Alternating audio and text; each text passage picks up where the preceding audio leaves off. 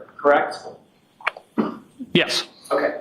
Then on the 23rd, and by the way, after you texted, I have not heard from you, she did not respond, correct? She did not respond. Then on the 23rd, she did respond with phone works, correct? In the arrows, like both ways. Right. Yep. And then what did you text after that? Phone works both ways. I just said, thought you were all set. She got upset. And how did she respond? She said, with talking? No. No, that's all I have for that. Okay. Bring the lights back up. So clearly with that last text, her response was, in response to you saying, thought we were all set, she said, with talking, no. Correct? Yep. Yes. Did that indicate to you that with flirting, yes, we're all done? No, I didn't read anything into it. Okay. But you did read where she said, with talking, no, correct? Yes. And then you responded, how?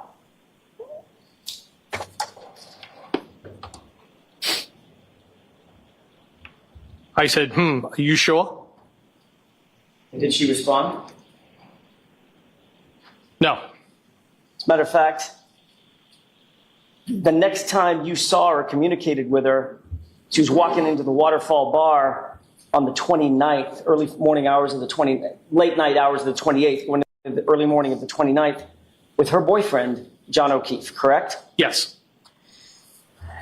Now, you had discussed your flirtations, if I can use that word, that you had with Miss Reed with your friends, at least some of them, correct? I don't recall that, no. Do you recall that you openly shared the details of your interest in Miss Reed with your work supervisor at the DOJ? Well, that was after I shared what happened, that she kissed me. Yes, I did share that with her. And that was with... That was the first time. That was with a person by the name of Kate Dowd, is that right? That's correct. And that was before January 29th? Yes. And that's because your interest in Karen Reed, whether you call it romantic or sexual or whatever, your interest was something that was at least occupying your mind at that point, correct? No. It was occupying your mind enough to share it with your boss. No, what I shared with my boss was the fact that she kissed me. That was it. Did you discuss your flirtatious relationship with Karen Reed with Brian Albert at any point? No. Never. No. So you were on a 4-hour drive in a snowstorm back from New York with Mr. Albert, and your interest in Karen Reed never came up? No. Even though he's a good friend? Yes, just something I wouldn't talk about. You'd been drinking since about what time? What time? That's a bad way to ask it. What time did you start drinking? When are we at, Mr.? I'm sorry, on the 28th, when you got back from New York. When did you start drinking? Well, it wasn't until I swapped out vehicles and I went up to the hillside. Okay. That would have been, give me a time frame. 9-ish, 8-ish? It was dark. It was maybe in the area of 8 o'clock.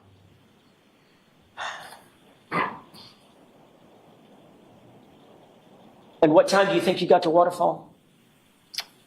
I couldn't say. It was after the hillside. Before Brian Albert left Hillside, did he tell you that John O'Keefe had been invited over to meet them at the Waterfall? No. Was there any particular reason why you changed your mind and left the Hillside to go to the Waterfall? Well, I think, as I previously testified, that it was because I didn't always take them up on their offer, and I usually did the Irish exit, and I decided because of the weather and everything else, and it had been a long day, that I would go down there and join them. Didn't have anything to do with you knowing that Karen Reed might be at the Waterfall? It couldn't have, because I didn't know she or John O'Keefe would even be there. I didn't know who was going to be there other than Brian's wife. Do you have any text messages with Brian about going to the Waterfall? I don't recall. He told me about it at the hillside. And once he got to the Waterfall obviously before you did. He did, I think shortly before, yes. Any text communications between you and Brian Albert about who was at the Waterfall or who was expected to come to the Waterfall? No, not that I recall. Now, You've already indicated, and I don't think we need to go into a lot of detail about this, but I want to ask you just in general, the mood at the waterfall was good spirits, correct? It was great. Band was playing. You did not see any sort of tension between John and Karen? I did not. Nobody seemed overly intoxicated? No. You had had several drinks before you even got to the waterfall, right? I think it was 3 to 4. Did you drink additionally at the waterfall? I did, yes. Did you drink whiskey or beer or what? Whiskey. Okay. How many do you think you had? I couldn't put a number on it. At least a couple. And ultimately you left from there in your personal vehicle and drove over to, that's the Jeep, drove The Jeep, over to yes. the waterfall, correct? I drove over to the waterfall. I'm sorry. I was at the waterfall. Left the waterfall, drove over to 34 Fairview. I did, yes. When John walked in to the waterfall, were you already there? Yes. He greeted you, you indicated, correct? Yes, I believe so. Karen walked in with him, Yes. but she did not greet you, did she? I think they kind of went like that, different directions. Right. Yes. Did she greet you? No. Right. So she walked over toward the corner of the bar, and John came over and greeted you, and then walked over and joined her, correct? Yes. Karen didn't stop what she was doing once she was over in the corner of the bar and come over and say hi to you? I didn't have any interaction with her that night, no. So safe to say that throughout that evening, once she was sidled up next to John O'Keefe or friends that she was with, she never turned back around and came over and even acknowledged you, correct? That's correct. So she basically ignored you the entire evening. That's not how I interpret it, no. I didn't ask you how you interpreted it. I asked you what she did. Did she ignore you or did she pay attention to you? Objection. You can go ahead and answer that. Did she ignore you? No. So she paid attention to you.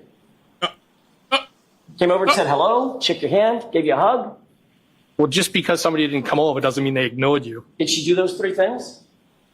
Hug? What was the other Say thing? hello, shake your hand, give you a hug? No, she did not. No, she didn't do any of those things, did she? No. It was like you didn't even exist. I think that's dramatic. No, I don't look at it that way. Did she ignore you or not? No, she did not ignore me. So what did she do to not ignore you? She was work. Interaction with you. Can I answer now? Sure. She, in my opinion, she was working the room, talking to people, saying hello, catching up. Right. The one person she didn't come over to talk to and say hello to and catch up with is you. Well, I don't know that I was the only person, but I was one of the people that she didn't say hello to, yes. Treated you sort of like a stranger. I don't feel that way, no. She actually positioned herself away from you at the other end of the table on the opposite side in the corner. Isn't that right? I don't know where she was all night, no. Did I don't that know. upset you that she ignored you or didn't pay attention to you? I did not feel ignored and didn't upset me at all. But it bothered you enough to send her a text, didn't it? Ooh. No, it was a flirtatious text. It was just, that was it. It bothered you enough to send her a text that said, with 6 M's behind it, Okay. and, Oh. well, Ooh. correct? Well, it wasn't like that. It was, well, that's it. Just, well, like a well in the ground. I think you know what I mean. Yeah, I think you do too, sir. You meant, well, when are you going to pay attention to me? No, that's not correct. Well, why are you ignoring me? It's not correct. Well, am I chopped liver? Objection. All right, that's sustained. Mr. Jackson, let's move on.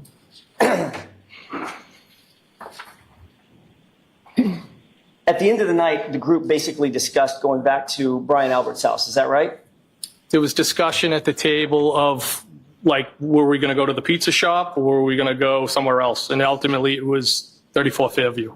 Before you left, just so we're clear, when you texted, well, she ignored that text too, didn't she? Can you say that again? When you texted her, well, at Waterfall, she ignored that text too, correct? Well, that was the only text I sent that night to her, yes. Okay. She didn't respond. That wasn't my question. What, My question is she ignored the text, correct? well, I don't know if I don't know what her mindset was. If she purposely ignored the text or she didn't see it, I don't know. I didn't read into it. Did she ignore the text, Mr. Higgins? I don't know. Did she respond to the text? She did not respond. Got it.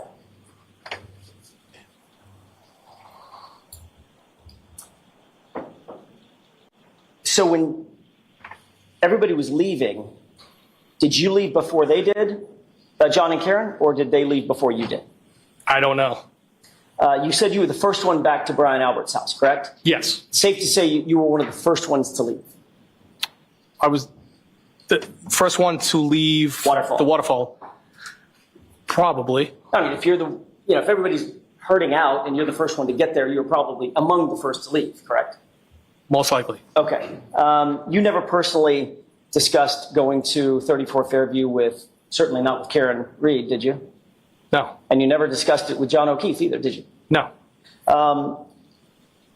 You didn't say goodbye or walk over and give John a big hug or anything like that? An No. acknowledgement, did you? No. You just left. That's what everybody was doing, just leaving. Okay. You too, correct? I did leave, yes. And all you knew that, at that point, all you knew was that you were going over to 34 Fairview. You did not know who else was invited over to 34 Fairview. My impression was that it was an open invitation, and I planned on heading over there. But you did not know who else was coming. I had no idea who was coming. And you didn't say goodbye to John, correct? I don't think I said goodbye to anybody. And you didn't talk to him about coming over to 34 Fairview. No.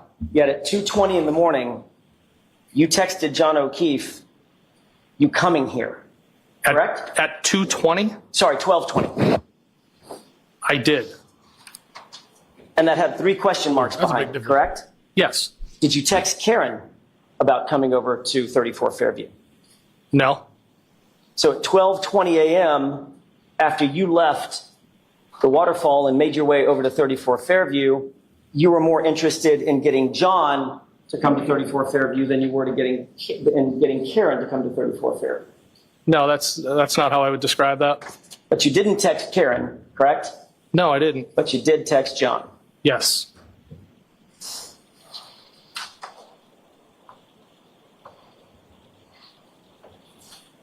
You've indicated that you took your Jeep, your personal vehicle with the plow on it, over to 34 Fairview, correct? Yes. And you were among the first to arrive because you were doing that thing with the sort of playing around by plowing his driveway. It was a sweep of the driveway, yes. And then you indicated that you parked in front of the house, correct? I did. I know you've been over this before, but I'm going to ask you one final time so that it's completely clear. Exactly where was your Jeep in front of that house? By the mailbox. Okay. Can we have, with the court's permission, Exhibit 66? Okay. This is a graphic representation of 34 Fairview, not a photograph. Just to orient you, do you see what's depicted in Exhibit 66? Yes, Do you recognize it? I do. Do you see the mailbox, which is about right there? Yes. Okay. Where was your Jeep in relation to that mailbox? So the back end of the Jeep, the rear, would have been around equal with the mailbox, and I was not blocking the driveway. Okay, so you would have been about there, correct? If the right edge of that highlight is the mailbox being right there, it would have been about right there on the street, correct? Well, that would have been the front of the Jeep. Where your laser pointer is, it would be the front. Okay, so the front of the Jeep was facing the flagpole, Towards Chapman Street, correct. and the rear of the Jeep was basically even with the mailbox strut or stanchion. It was definitely past the driveway, yes. Okay.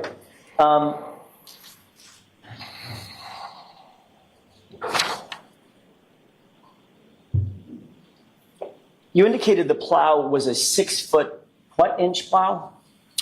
I think it was a 6'8", 6 foot, Meaning the width. meaning the width, yes. How deep is that plow? How deep? Like, 2 foot, 3 feet, 6 inches? I mean, it's probably a few inches. Okay, It's light duty. It's on a Jeep. okay. And it's obviously curved and canted Curved. to the right? No, it wasn't canted at all. It was straight down.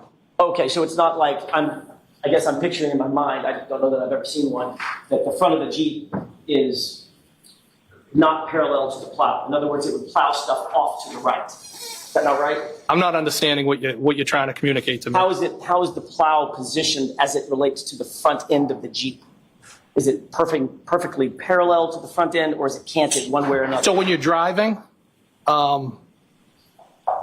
straight locally, where you're not going to have to worry about overheating the Jeep, I would just have the Jeep plow straight. If I was on the highway for a long distance, I'd be worried about overheating, so I would canter the plow, tilt it up so that air could get through the front grille. So in other words, you can control it. I can, yes. How was it that night? So How was it canted that night? Was it straight or canted? it was straight and straight on. All right.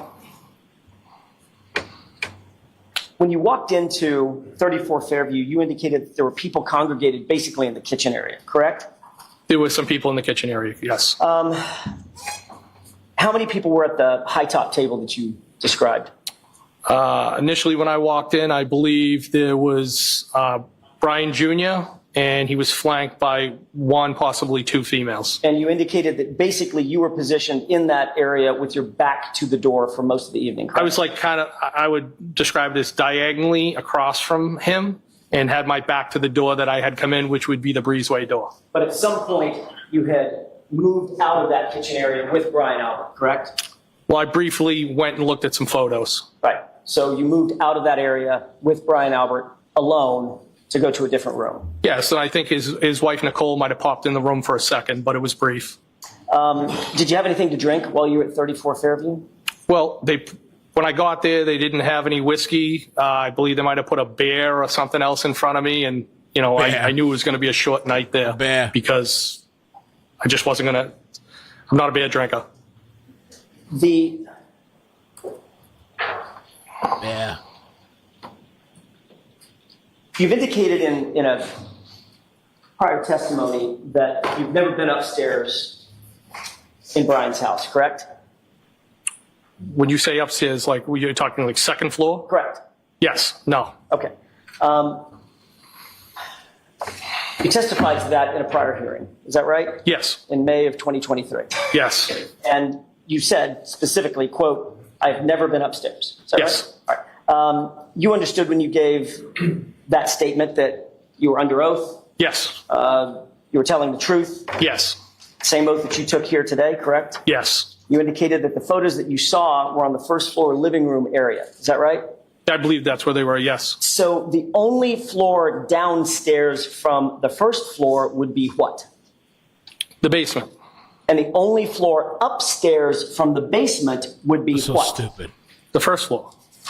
So if someone were to describe going upstairs to look at the photos that you've described on the first floor, where would they have to be to go upstairs to look at those photos? Are you saying on the first floor? Correct. If the photos are on the first floor, Yeah. and someone said, we went upstairs to look at those photos, where would they have to be? I guess upstairs. The people would have to be upstairs? Well, the photos would be upstairs. Is that what you're saying? Where are the people? Where would the people have to be to go upstairs to the living room to look at the photos? I'm not understanding the question. If the photos are on the first floor, Mr. Higgins, Yes. the only floor beneath it is the basement, Okay. and someone says, we went upstairs to look at the Okay. photos, Talking about the basement. where would they have to be? Well, who said they went upstairs? All right, so Mr. Jackson, you can save this for argument. Next question, please. I think they should have let If it Brian go. Albert said you went Answer it. upstairs to look at the photos, where would you have to be? Objection. In the basement. System. Basement. He's trying to get to the basement. Okay, I thought it was something. Now, else. Brian Albert had a weight room someplace in the house, right? Yes. And a gym. I guess he called it a home gym. Where was that? In the basement. Had you ever been down to that basement before? Yes, one time. When was that? That was during the twins' graduation party. Summertime. Summertime before Summertime before. Yes. summer of 2021? Maybe.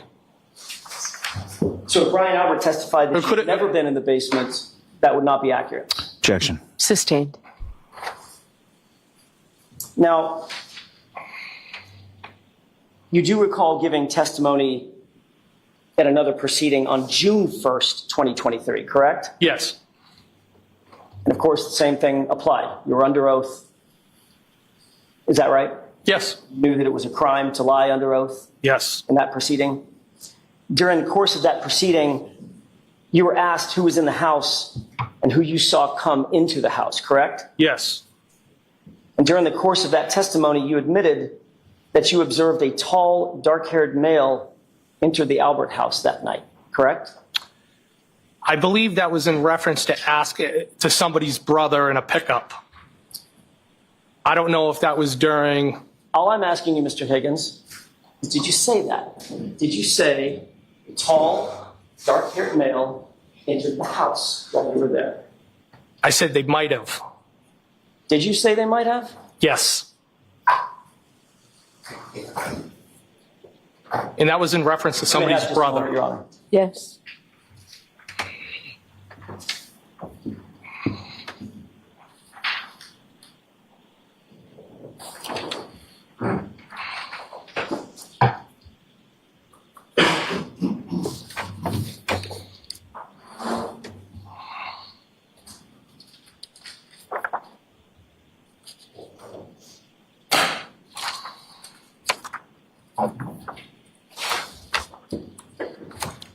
Isn't it true that you indicated that a male showed up who may have been Julie Nagel's brother, correct?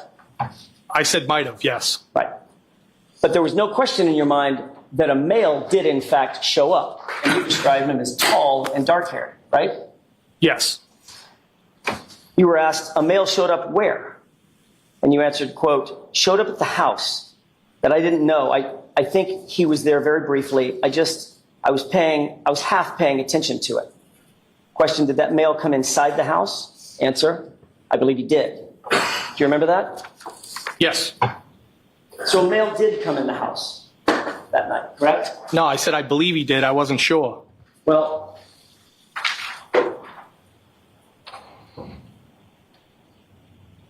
when you testified at the prior hearing,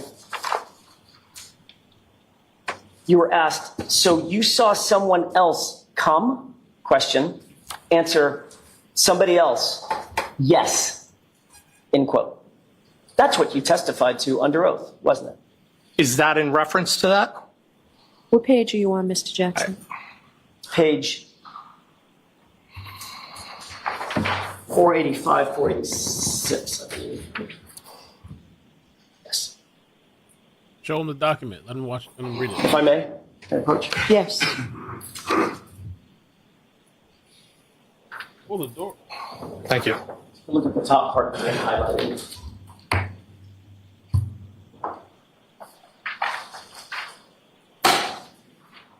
Ooh, yeah. About time. Shoot gas in there. About time. Hold on, how many hours I got to shoot some gas in there?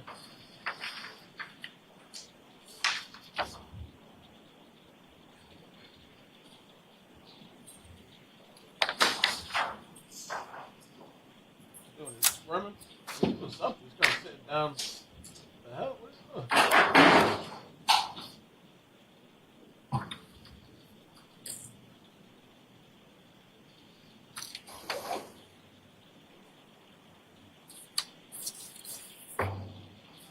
Mr. Higgins, do you have that in mind?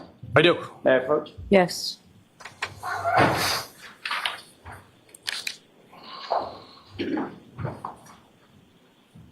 You were asked the question, quote, did that male come inside the house? You answered, I believe he did. Question, so you saw someone else come? Answer, somebody else. Yes. Correct? Yes, but I also said that I wasn't paying Mr. Higgins, attention. I realize that you want to explain your answer. I've asked you a very simple question. Was that your testimony in front of another proceeding? Yes, it was. At another proceeding, which you were under oath? Yes, it was. Okay. You also said that you only remember seeing that person come in briefly. And it looked like he was having a conversation with the two girls. Briefly. Correct? Yes. You were asked how long was the person in there roughly, and you said it was quick. Less than a couple of minutes. I mean, it was quick. Correct? Yes. And then you were asked what he looked like, and you said, I feel like they were a little bit taller. They had dark hair. Correct? Yes. So you testified that a tall, dark-haired male came into the house, at least briefly, in your testimony, correct? Yes. Approximately when in the timeline of events did that unidentified male enter the residence? I don't know the time frame. It would have been while I was there. When you gave your statement to the Massachusetts State Police, you didn't tell them about a tall, dark-haired male coming into the residence at 34 Fairview, did you, on February 3rd? I don't recall. You were specifically asked by ADA Lally when you testified before the state court grand jury on April 28th, Happy 2022. B-Day. Better Who late else was than present, never. correct? He. Thanks for all you do. You Amazine. Thank you, Liza. Appreciate that. Thank you so much for the 50. Yes. Even the birthday wishes. And you never mentioned a tall, dark-haired male coming into the house, did you? No. However, on June 1st, 2023, at this other proceeding, you were specifically instructed at the start of your testimony that it was a crime to give materially false statements in that proceeding, correct? Yes. And that's the proceeding in which you admitted that there was a tall, dark-haired male who came in the house. Yes or no? Yes or no? It was that proceeding. Can you answer that, yes or no? No, I can't, Your Honor. Next question, Mr. Jackson.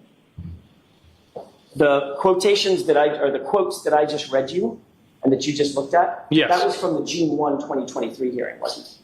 I don't know.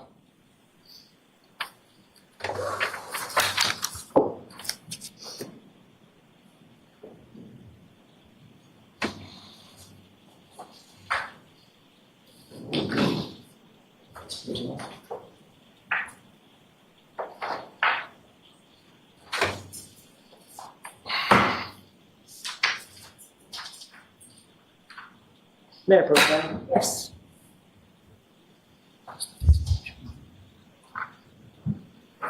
That's what was just read, and that's another page. Just take a look at that page and see if you see a date on it, the first page. I see it, yes. May I approach? Yes. What's the date, sir? June 1st? 2023? Yes. How long did you stay at the Albert residence in total? From the time you got there till the time you left? Maybe like a half hour. Less than an hour. And what time did you leave? Say 12:30, you said? I think I said between 12:30 and 1 a.m. And you indicated that you pretty much didn't say goodbye to anybody, right? At the house, Correct. I just kind of left. I said, see you later. Turn around, left. As a matter of fact, at that same hearing that we just looked at, your statement was, I made a beeline out of there, correct? Ooh. I don't know if that's the verbiage I used, but I left. Why you Why the beeline out rush? of there? Why did you leave so quick? Yeah, yeah. Because it was a long day and I just wanted to go home. Except you didn't go home, did you? No, I went back to Canton PD. Right. Why? So it wasn't such a long day that you actually drove home. You went back to the Canton Police Department at 1 or 1:30 in the morning, correct? To move vehicles, correct. Ooh. Well, let's talk about you leaving. You walked out the side breezeway door, correct? Yes. You walked down the driveway. Yes. There's nothing obstructing your view at that point of the lawn to your right, correct? I didn't look over there, but I would not think so. Between you and the flagpole, in other words, there wasn't some mound of dirt, something obstructing your view. You could see straight across if you wanted to, correct? If I wanted to, yes. It's just basically a flat, grassy lawn with a light dusting of white powder snow on it, right? I don't know how much snow was, but there was snow there. Yeah, you indicated that it wasn't even enough to stick to the pavement at that point. Well, that's when I got there. Yes, Well, you only stayed less than an hour, right? that's correct. So I'm assuming it didn't dump 3 feet in an hour, correct? I think we can both agree that it's not it wouldn't have been 3 feet now. Right. So it would have been a light dusting of snow. More snow than there was there.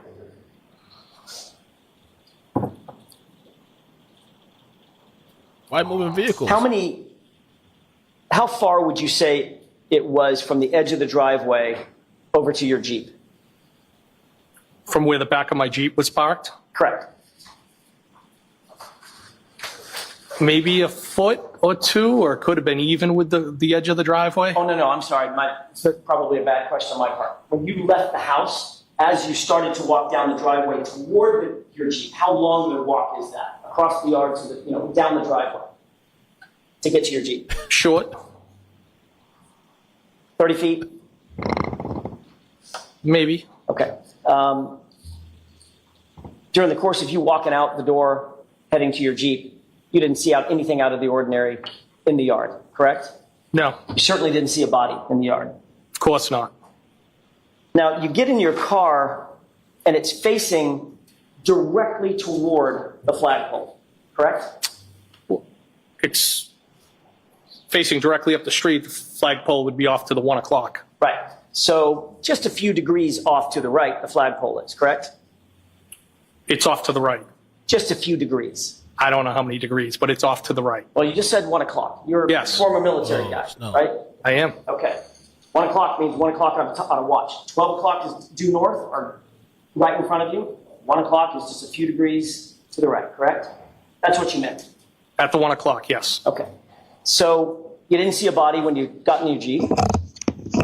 No, I did not. Then you turned the engine on, correct? And the wipers, yes. And the lights. Yes. And the lights lit up everything in front of you, correct? Yes. Still didn't see a body, did you? No, I did not. Sitting in the driver's seat, you put the car in gear and you begin to roll forward, right? Yes. But there was a plow on the ground that scraped for a foot, right?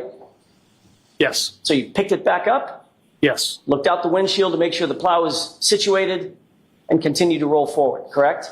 I knew it was up and I continued to drive. And as you continue to drive, you're looking ahead of you and probably to your left to make sure that there's no oncoming cars, right? Well, I knew there was no oncoming cars. I was just driving forward. Right. So your focus is directly in front of you. On the road, yes. And everything in your peripheral vision is right in front of you as well, correct? Yes. Nothing obstructing your view. I mean, other than snow on the car. Nothing obstructing your view outside toward the lawn. Wasn't another car parked there. No, I didn't. There was no vehicles in front of me, no. It was the roadway was relatively empty. There was no cars. And you didn't see a body then either, did you? I did not. And as you drive past that flagpole with everything lit up and everything in your peripheral vision, you still didn't see a body on that lawn, did you? I did not.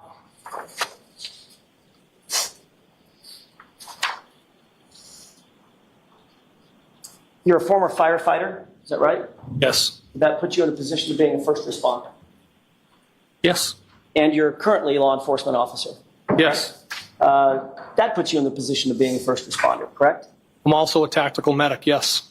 Which means that you have training to be an observer. You're a trained observer, more than the average person, correct?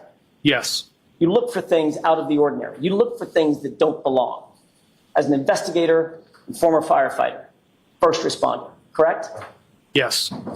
And you did not see a 217-pound man bleeding out on the side of the road in the lawn or in the yard, just to your right by that flagpole, correct? If I did, I didn't ask I would you have done if you something did. to help him. I asked you if you saw one. No, I did not. And that's because there was no body there, correct? I didn't see anything. Because if there was a body there, you certainly would have seen that. Objection.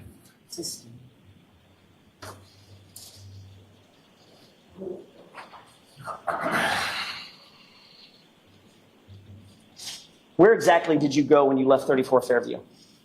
I went back to the Canton Police Station. When you were asked that on direct examination, you said you weren't sure where you went when you left 34 Fairview, either home or to Canton PD. No, that's not what I testified to. Did something jog your memory about where you went? That is not what I testified to. That was in relation to where did I go after I left 34 Fairview the next morning.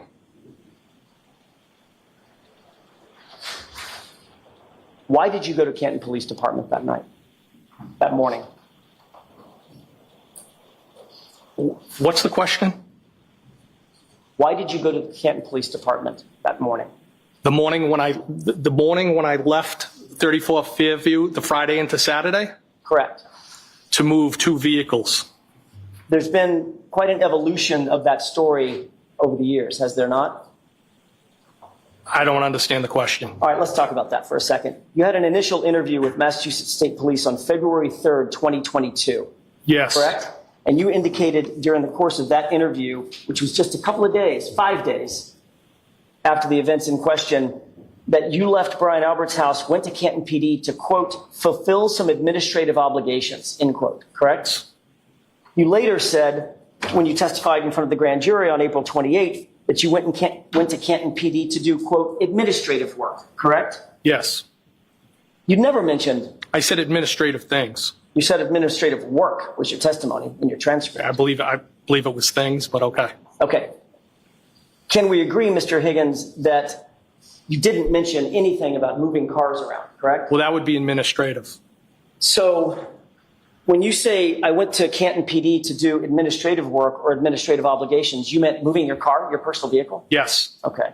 Although you didn't say that you were going there to move your personal vehicle, right? No, I said I didn't move my personal vehicle. I moved work vehicles. Or either one. You just traded off vehicles, moved them out of the way, right? I moved the purpose for going back there was to move 2 work vehicles. And the reality is you had gotten Canton PD earlier in the afternoon and actually moved some other vehicles, traded vehicles, didn't you?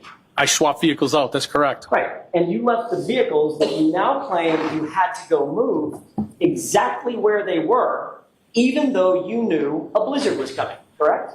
That is correct. Yes. So you didn't move the cars a few hours earlier, knowing that you just have to come back and move those cars a few hours later, I right? was more concerned to go eat and have a drink because it had been a long day. So wouldn't you want to move those cars early on so you wouldn't have to go all the way back to Canton and play, parking lot with these cars in the middle of the night? Not really. Mr. Higgins, you weren't actually Happy at belated Canton birthday, PD to do Mel, from the administrative. standoff in Southern Cali. Pause it. Gotta love Thank this you, on a Tapster. holiday Appreciate weekend. it. Trying Thank to you, get Far. out of here. Have a good weekend. Or at 1:30 in the morning, were you? I was moving the vehicles. I'm sure it's on video. And we'll talk about the video in just a second. Oh, we'll get to the video. Don't worry about that. Oh, shit. He had a smug look at his face like, oh, damn, they got the video?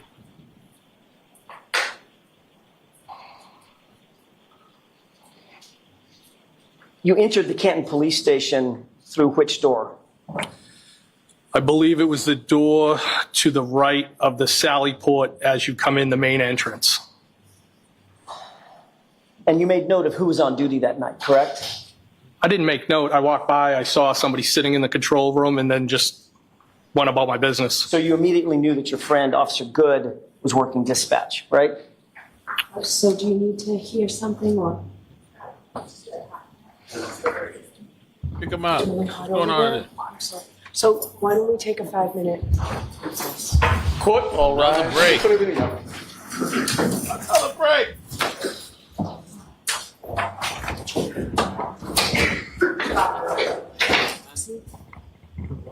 Can you just open the door?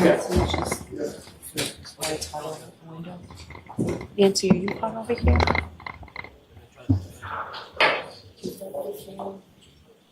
There's 2 drones. I didn't even see that. 2 drones.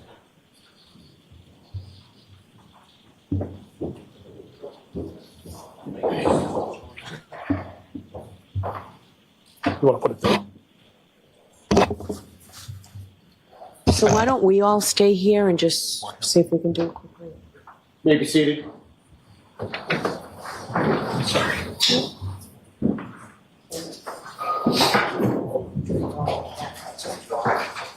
Let me go do this. And if you don't mind, I'll go over there. Nancy Paul will do it.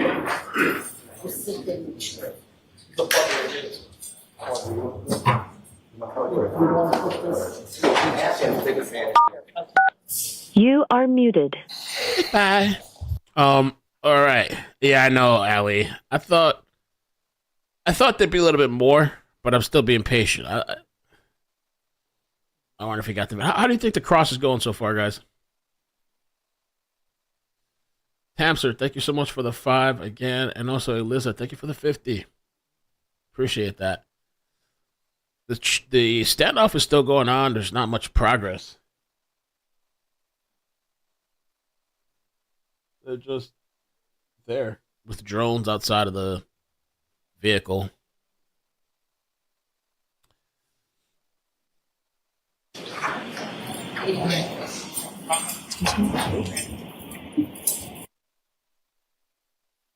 It's been a long time. Or we gotta say boring. Kimberly says boring. Kitty says slow. Mama says very well. Somebody on Twitter told me they felt it was kind of slow. Brandy, I know. Oh my god, how am I gonna do all this? I want to watch the arraignment because I heard it was kind of crazy and lots of drugs were mentioned. I guess after my daughter has a birthday party at 6. Happy birthday, Mel. Thank Oh, you for thank you. covering this trial. Have a Thank you, blessed Amanda. holiday weekend. Smile. I appreciate that, man. Thank you so much. I think that the hearing's not that long, right? I could probably do it before leaving. Because I think it was somebody said it was like 10 minutes, 15 minutes. Did the wife Need get to see how she's arraigned as well? doing. All right, What for the about the court, side please. piece? Did she show up? People were saying that the side piece allegedly snitched. Oh my god, that's the wife? Lord Almighty, you know we gotta watch that. What's that? Oh look, that's the wife? Oh shit. Did the side piece get arraigned too? Let's see, did she talk? Could I go downstairs and use the bathroom? She didn't come Absolutely.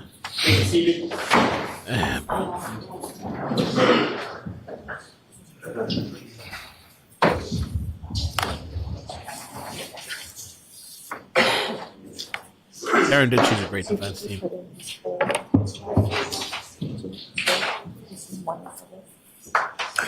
I'll have to fill you guys in when we do the new stream. Oh, let's see. Hey there, Karen Reed trial watchers. This is a law and crime legal alert. Google Incognito. So with this standoff thing, so all the side pieces are already out. Thank you, Ali. So he was telling me he was going to represent the side piece because he's a lawyer. But the side piece already got out. For the standoff, Wilson sent me a tweet. It said, I saw this guy driving on the opposite side. Cops have guns drawn. Oh, okay, sorry. She said, I saw this driving on the opposite side. Cops have guns drawn, and the driver had a gun to his head. I guess that's why they're not moving in on this guy, because I guess he's threatening to hurt himself.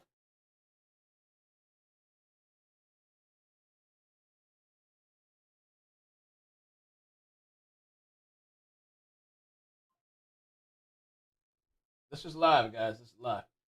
I don't know what you do in this situation because, I mean, I get it. You try to get some negotiations going on. Maybe you reach out to the mother or the grandmother, but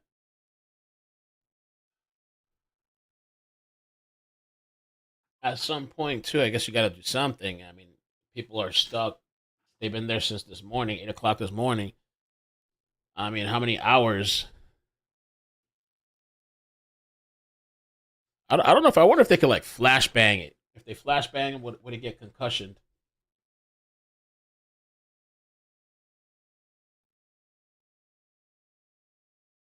Would it knock him out enough so they can go in there and grab him? That's too risky. It's only temporary. It's not long enough, I guess. Because if they do anything, maybe he'll just pull the trigger.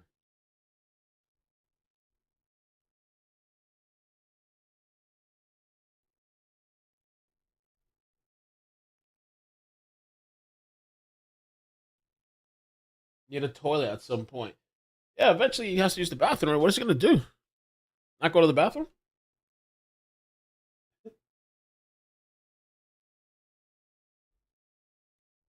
Eventually he's got to go to the bathroom.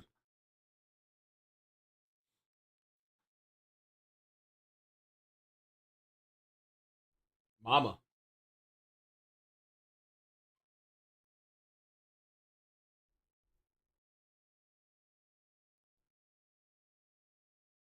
That's true. He might have a peeing cup.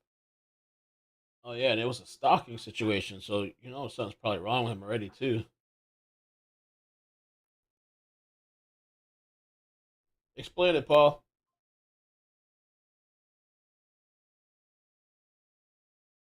Bureaucratic ass would do the job. The infamous fan. Oh, nice, Zero. Finally, the whole thing came for the TV stuff. Waiting on the couch, but I still want to watch that reindeer thing, baby reindeer, whatever.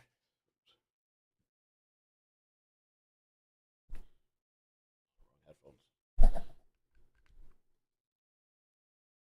Multitasking. Boy, you better get out that car. Don't make me show up at that place and drag you out the shit with my hands on your ear. Don't make me show up, motherfucker. I come over there and grab you outside of there. He looks like he's bobbing a little bit. I'll grab you out that shit. Island mamas or something gonna pull up with it, put up with this shit.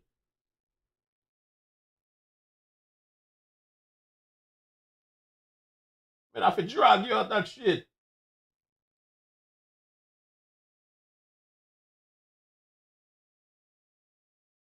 I wonder who he was stalking. Maybe he was gonna kill that person too. That person, whoever was being stalked allegedly, is probably looking at this like, oh, that could have been me stuck in the car.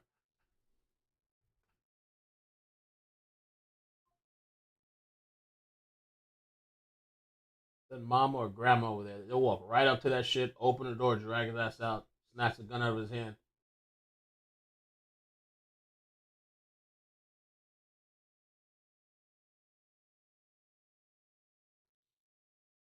Mama, mama, you know I love you.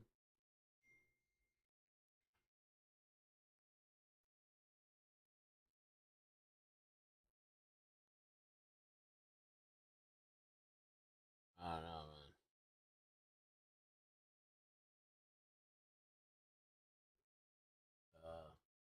A lot of craziness lately. I don't know if it's something in the water, medication people being given, COVID, the bird flu that's coming. I don't know.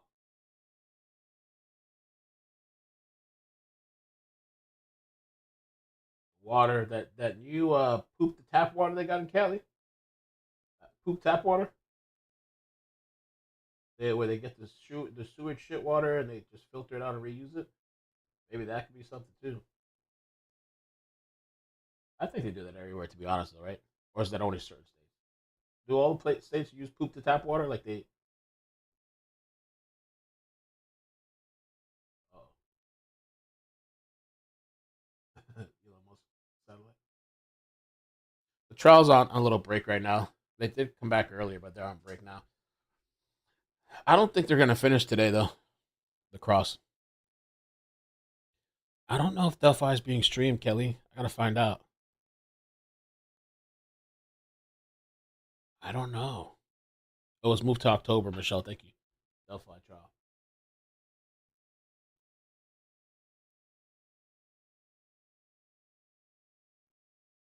Maybe they've been in communication with him. I don't know.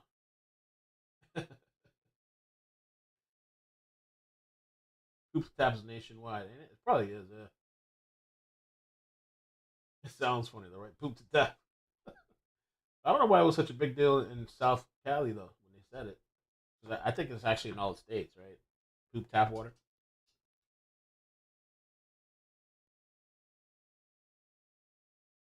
I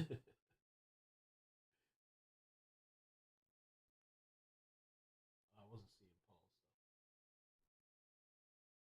Cars in the checkmate do something.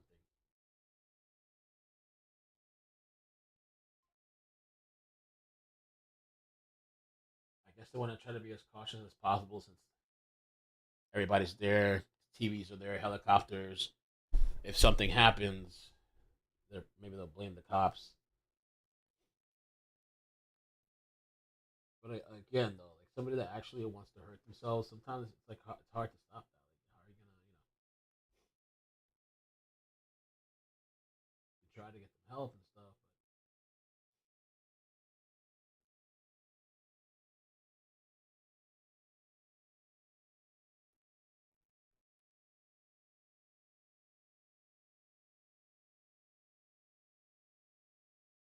but the car broke down.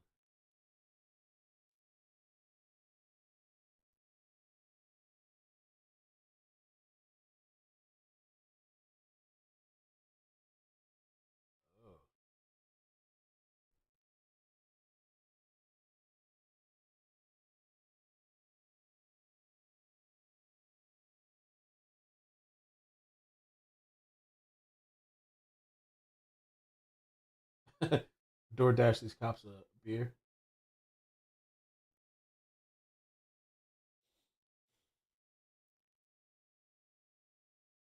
Coming down to the last hour for today for the trial.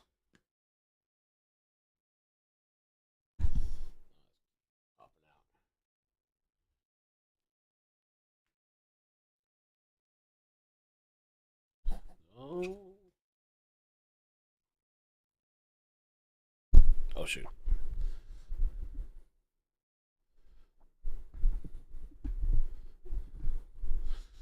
I wonder what the jury thinks. Send in a social worker. Yeah, I had a birthday cake yesterday. It was pretty good. I only ate like a small piece of it because I was super full from lunch. I haven't even touched it today because I'm trying to be a little bit more mindful of what I eat, but I need to go on walks. I need to just get my ass up and move.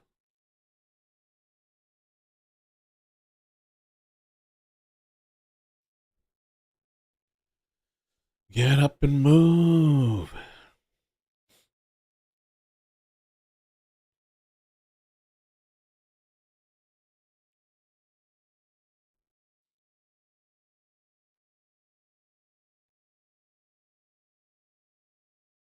You have to refuel.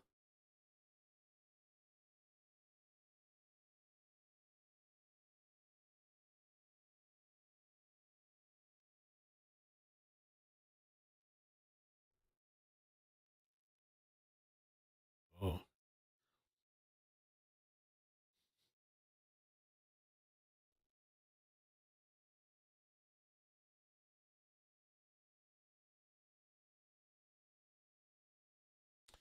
The lead attorney made a tweet. He said, Nick Rakia has helped so many content creators on YouTube. He has helped me and my channel tremendously. He has invited me onto his channel multiple times and has allowed me exposure to his awesome community. He invited me and my co-host Av to meet up in Las Vegas and invited us after to a small private gathering in his hotel suite where we met his amazing wife and close friends. He has always supported me and my channel. Life can be so tough. We all go through bad times. Nick is going through a tough time right now. Hell, I'm going through a tough time right now in my own life, but I'm positive that Nick will overcome the obstacles he's facing. He'll pull through for himself and for his family, and there are so many thousands and thousands of people backing him and rooting for his ultimate success.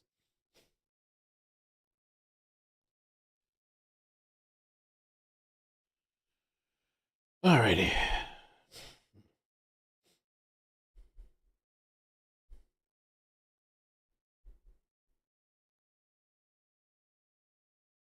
Another long extended break, I guess, for the court today. Oh, okay. I thought they did something. Turn around. He's moving though. His hands are moving in the front. He's not dead.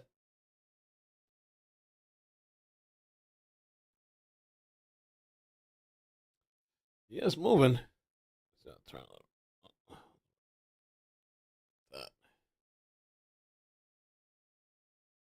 Chilling. I don't know. Was he smoking a cigar or some shit? Just chilling. Cigarette.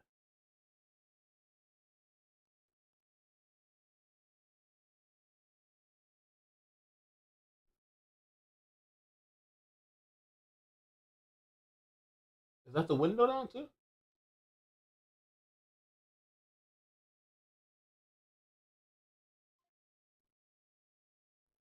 Arguing the water bill.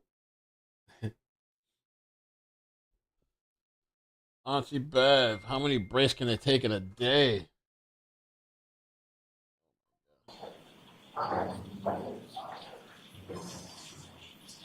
Oh, they have hot mic moment.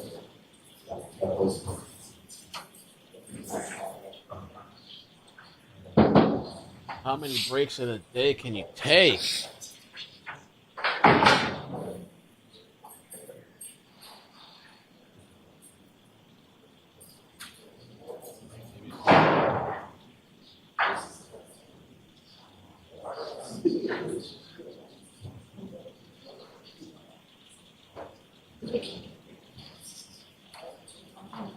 They will be back soon with the ABC reporter. Okay, so ABC reporter's coming back soon.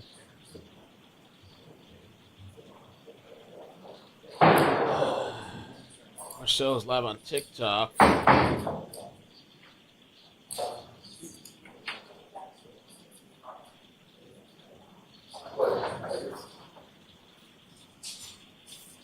World of TikTok.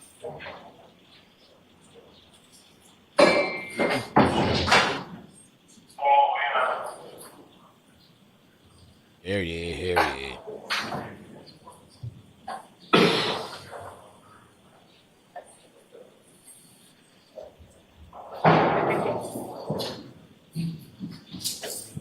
I remember the old days when we'd have the ACs on, you'd have to turn the ACs off, the room would get incredibly hot. When we did grind a day on the main courtroom, people, just sure enough, a lot of people take their jackets off and stuff like that. It's so hot. Throwback, Yeah, a little throwback. like 1992. But that was the old days. We would have to turn off the ACs for when we were in trial because they were too. What happened?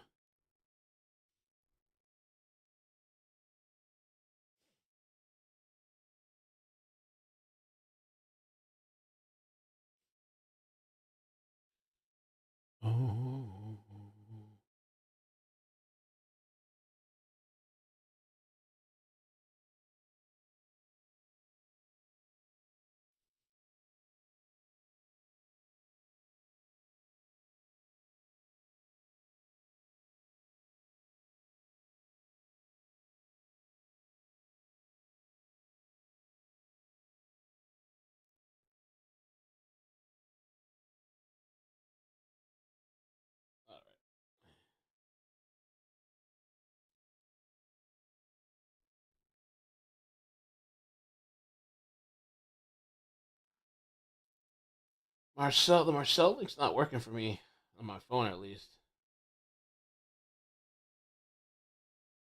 Maybe I'll email it to myself and see. It's not working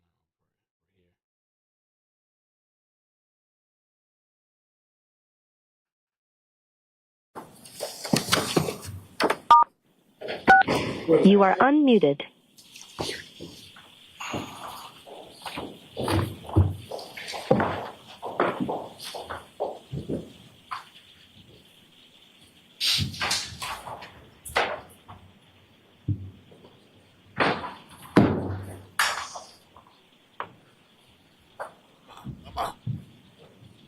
Bev.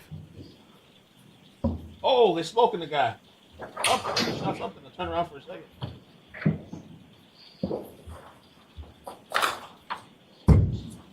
Oh, something. Oh.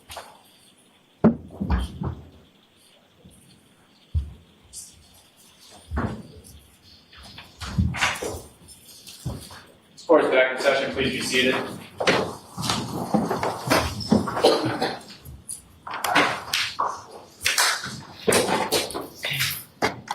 Thank you. Right, let's bring Mr. Higgins back. Thank you. Thank you. All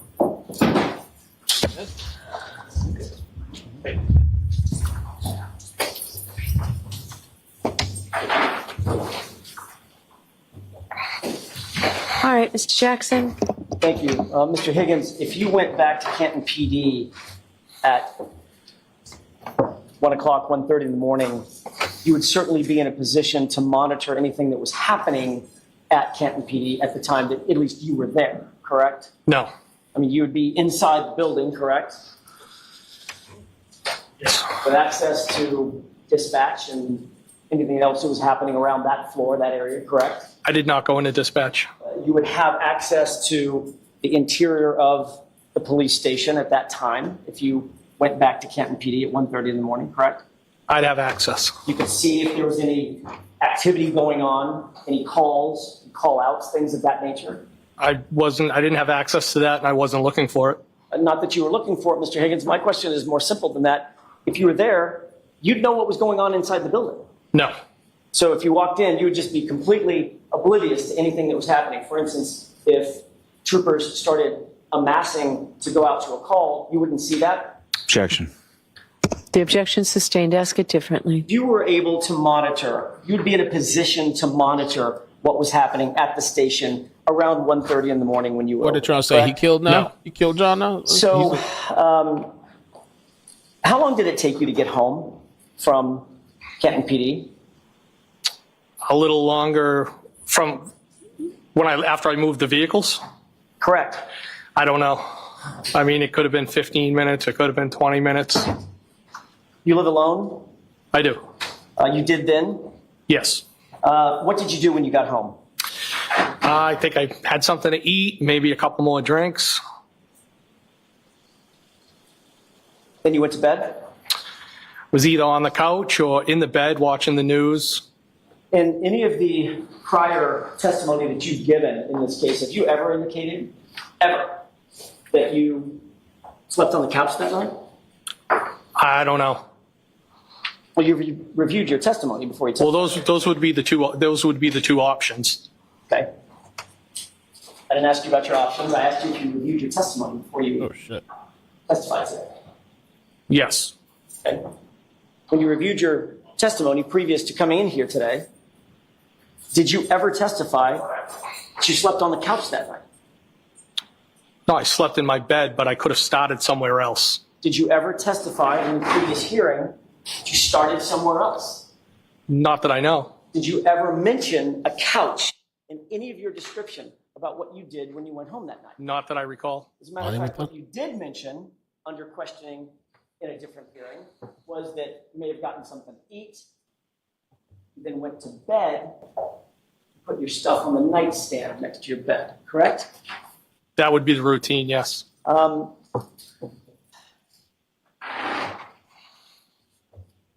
You did not make or receive any calls Hold up, man. after returning Pop home that that shit night. already. No. Smoke that shit out.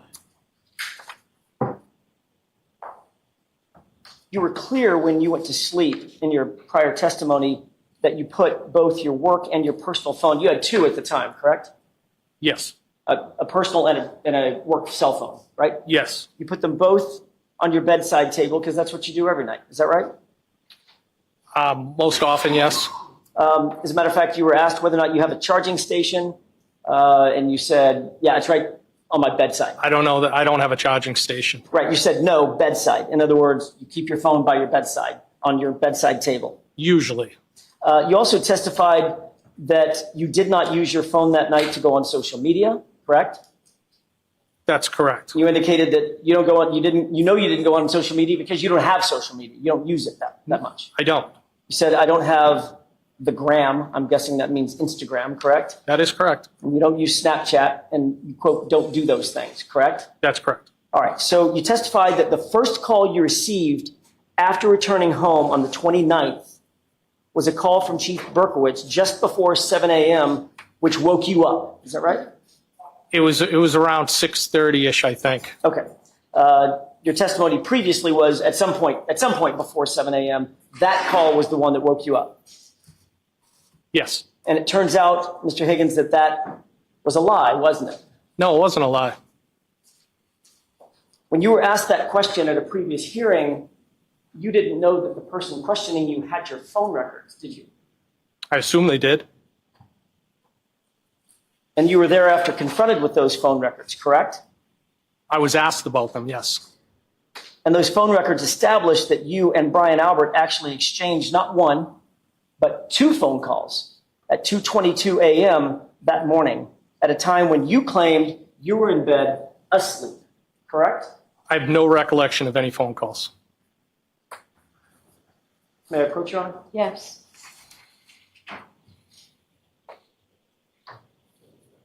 Please.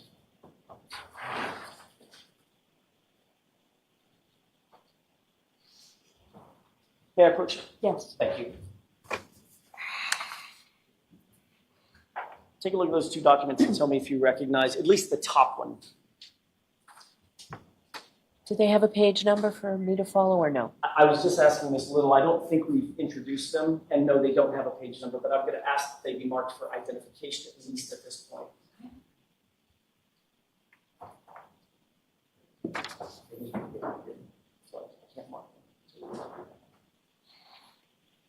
Do you recognize those? Yes. May I approach? Yes. These are, you know what, I'm going to, if it's okay with the court, may the witness maintain those documents? Sure.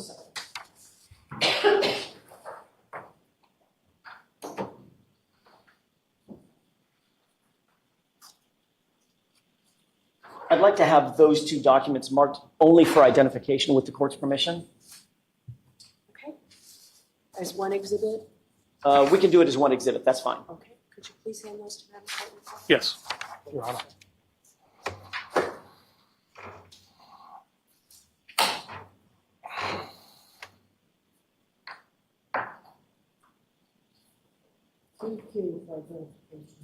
Sorry, what was it? QQ. Thank you. May I inquire? Yes. Mr. Higgins, you see the document on the lower right. It has a page number or there's a numeric indicator 01770. In other words, 1770 On the lower right-hand corner? in the right. I mean, in the red.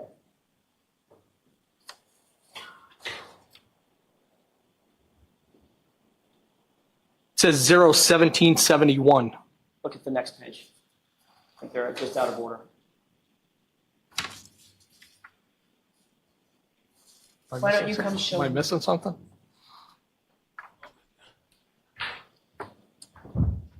What happened? Oh, this has been marked over. What happened, homeboy? Sorry, that's the protocol. It's okay. It's okay. I'll use the one with QQ and the one with 1771 because the other numbers. When you're referencing them. When you're referencing them? When I'm referencing them. Okay. Take a look at the one that's marked with the QQ. I see it. You've seen that document before, correct? I think I've seen it maybe on a screen, not in my hand. That was these were the records that were shown to you at a prior hearing? Yes. And you acknowledge that at least the one marked QQ is a record of your calls, correct? It has my name, my telephone number, correct. And it indicates that on January 29th, 2022, at 2:22 and 35 seconds, you received a call from Brian Albert, duration of 1 second, correct? Yes. In other words, Brian Albert called you at 2:22 and 35 seconds, but it looks like you missed the call, correct? I see the 1 second call, yes. There's a second call just below that. On the same date at 2:22 and 52 seconds from you to Brian Albert. Do you see that one? Yes. And the duration of that call is 22 seconds, correct? I see that, yes. So 17 seconds after you missed a call, according to these records, from Brian Albert, you called him back, and there was a call lasting 22 seconds. Is that right? That's what the records say. May I approach? Yes.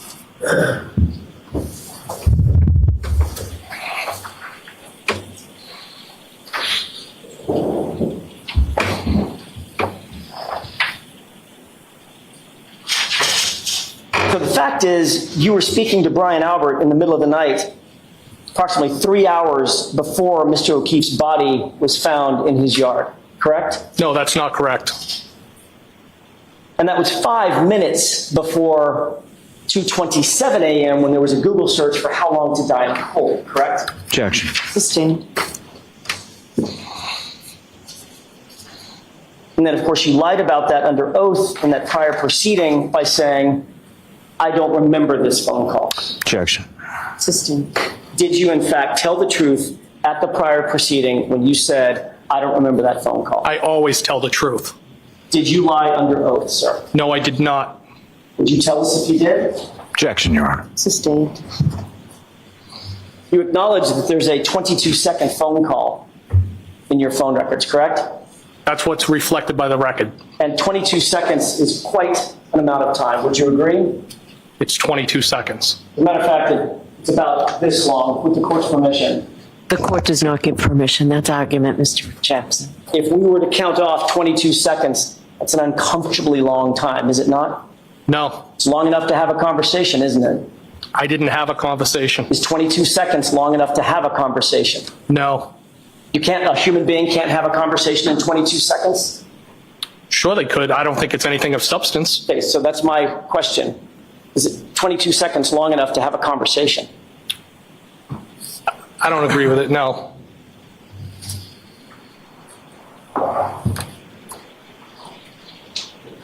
Now, when you were asked about this, and you were shown these records at prior hearing, you had an explanation for what that 22-second call may have been and what the prior call may have been, correct?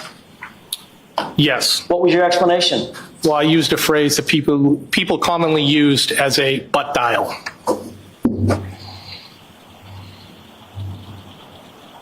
So you think it's possible that you may have butt dialed Brian Albert for a 22-second call that you're not aware of? It's possible that he could have been inadvertently called back, but I have no recollection of that, nor did I have any conversation with anybody. But you admitted that you lived alone, correct, Mr. Higgins? That's correct. You have an iPhone at the time. Yes. Matter of fact, that number, so reflecting those records, is in fact, or was in fact, an iPhone. Is that right? Yes.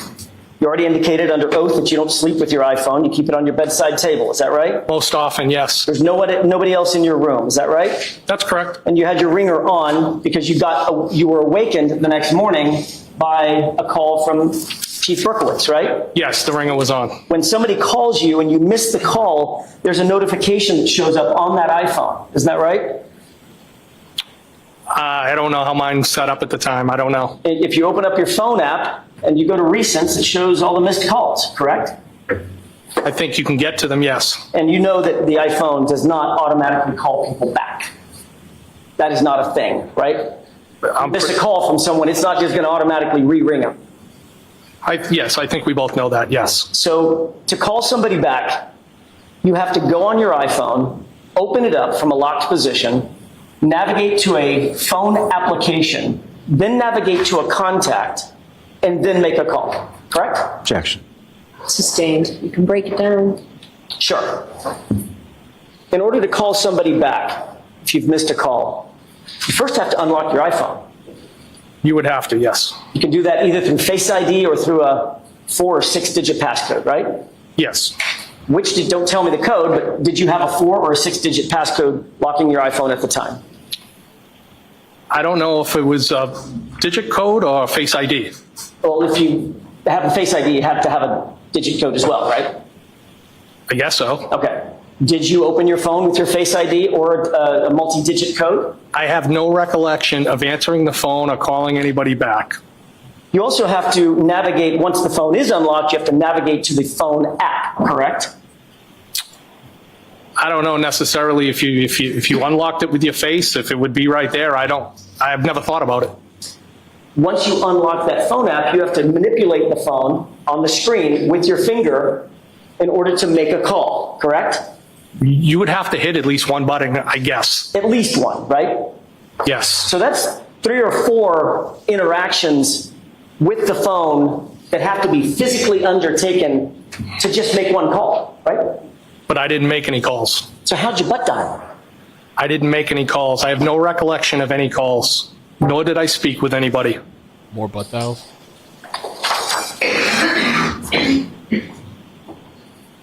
Yo, again with the butt After you were shown these phone records at that prior hearing, in that hearing at least, you finally admitted that you did in fact call Brian Albert back, but this time you claimed the two of you just sort of sat in silence. Isn't that right? Objection.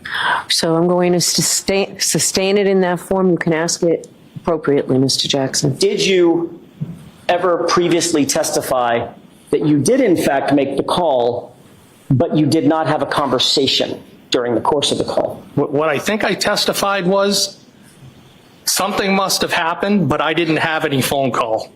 Do you remember being asked, quote, did you call him back, end quote, and you answered yes? And then there was a question. There was a series of questions there. That's only a fragment of what I said. I'm not done yet, Mr. Higgins. Can you answer my question? Yes. To the question, did you call him back? Your answer was yes, correct? I think it was kind of I must have. Then you were asked, well, the answer was yes, and then there was a colloquy back and forth where you spoke over each other's words, right? It was dialogue back and forth about this whole thing, yes. Oh. May I approach? Yes.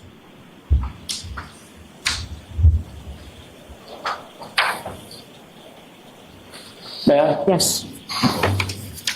You see the pink highlighted question and the pink highlighted answer. Yes. What's the question? Please read it for me. Did you call him back? What's the answer? Yes. Thank you. May I approach? Yes.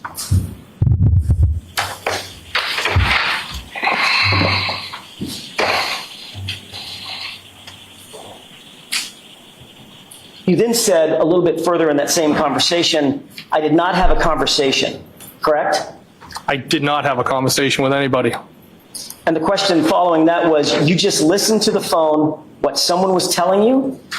Answer, it's possible that the phone picked up on the other end and nobody said anything, and then I terminated the call, end quote. That's what you said at the other hearing under oath, correct? Yes or no? Can I see it? Sure.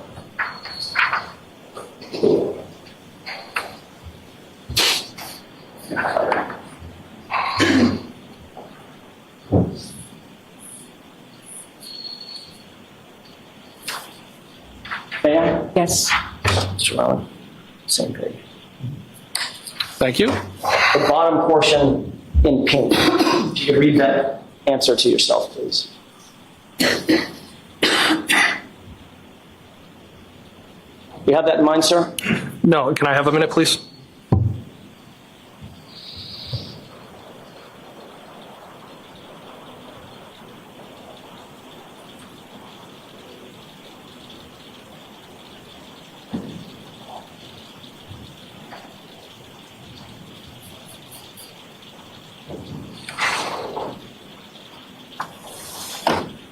May I? Yes. Thank you.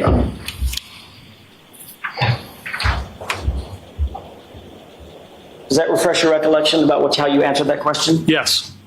And your answer was, it's possible that the phone picked up on the other end and nobody said anything, and then I terminated the call. That's the only thing. Meaning it's possible it could have happened. It's possible it could have happened that you had a 22-second call with Brian Albert, correct? I did not have a 22-second call with Brian Albert. There was no conversation. You've had some time to think about this 2:22 a.m. call, correct? Since that last testimony. Some time to think about it? Yeah.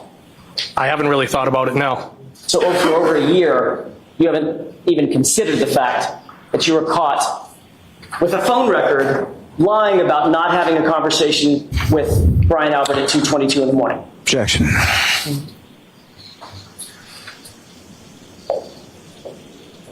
Mr. Higgins, what was so important that you and Brian Albert needed to discuss something at 2:22 in the morning? There was no discussion. I never talked to Brian Albert. Then why the 22-second phone call, sir? Objection. Sustained.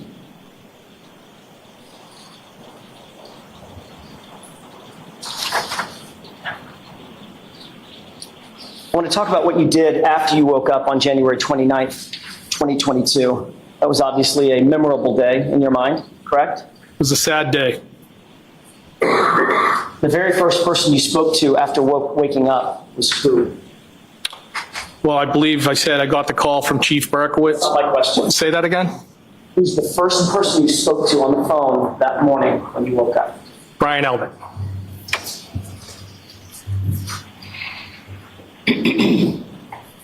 Whose idea was it for you to drive to Brian Albert's house that morning? It was my idea. Was it important to you to speak with Brian Albert in person rather than over text or phone call? No, it was important to support the people that were there. So, of course, you drove over to his house, you had an opportunity to speak to him in person without any law enforcement presence, correct? I was there with everybody, not just Brian Albert. And Brian Albert was in the house and you were in the house, right? That's correct. So you had access to him and others without any law enforcement there. Is that right? That's correct.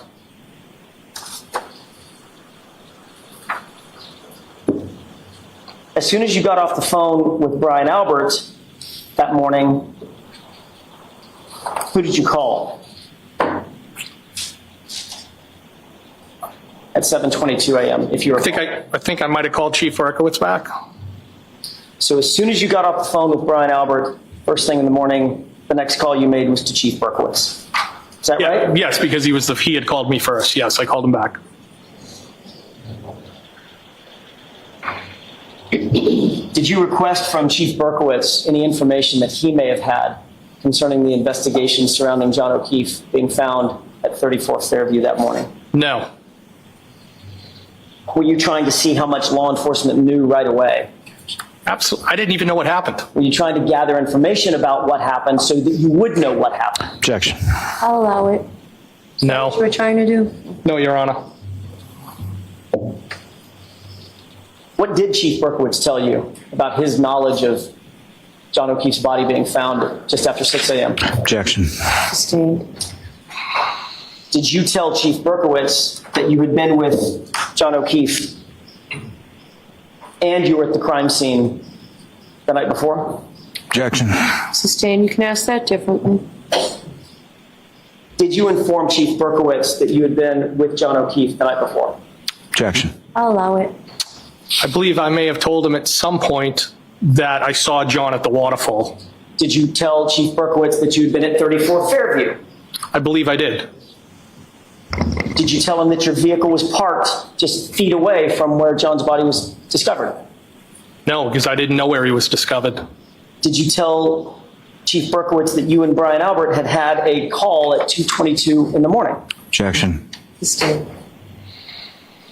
Did you tell Chief Berkowitz that you had been flirting with John O'Keefe's girlfriend in the weeks prior to his death? No. Did you ever tell Chief Berkowitz about the nature of your interest in Miss Reed? No, I don't believe so.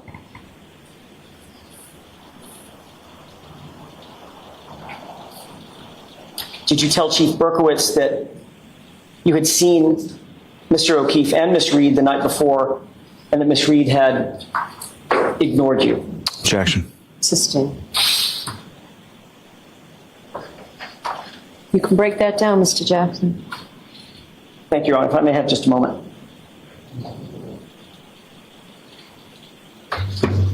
You indicated just a second ago that when I asked, did you tell Chief Berkowitz that your Jeep was parked just feet away from where John O'Keefe's body was found, you said, I had no idea where John O'Keefe's body was found, correct? That's correct. You've just spoken with Brian Albert, right? He said in front of the house. All he said was, John O'Keefe was found in front of the house. He didn't say, right outside on my front lawn. I believe he said he was found out in front of his house unresponsive. Okay. If he was out in front of his house, then you would know, because your Jeep was also parked out in front of his house, your Jeep would just be feet away from him, correct? Objection. Sustained. Did you tell Chief Berkowitz that you had texted John O'Keefe to have him come over to 34 Fairview just hours before he was discovered dead in the yard? No. Did you think any of that was important when talking to the Chief of Police of the Canton Police Department? I'll let him have it. No, I didn't. There was no reason to tell him. You've been an investigator for some 15 years and you were a firefighter for years before that, correct? Yes. You're very familiar with some of the tools that are used in conducting modern investigations, correct? Yes. You'd agree that searching electronic devices and phones is an incredibly important investigative tool that modern investigators use, correct? Objection. In that form, I'll sustain it. Are you aware that searching electronic devices is an important part of investigations? Objection. Are you aware of that, sir? Do you agree with that? I've utilized phone data during the course of my investigations at times, yes. Okay, so another way to put that is obviously phone data and electronic data is an important part of investigation. Objection. Sustained.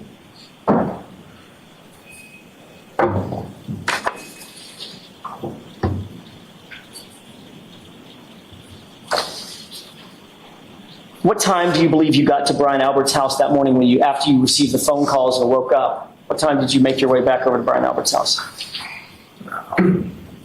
Maybe around 7:15 in that area. Was there any law enforcement presence there when you arrived? I can't recall specifically. There could have been one police car. I'm not positive. Did any officer ever ask you to take a look at your vehicle? At what time? That time. But actually at any time. No, to my knowledge, nobody from law enforcement associated with the investigation had ever asked to take a look at my vehicle. So they certainly didn't ask that day, correct?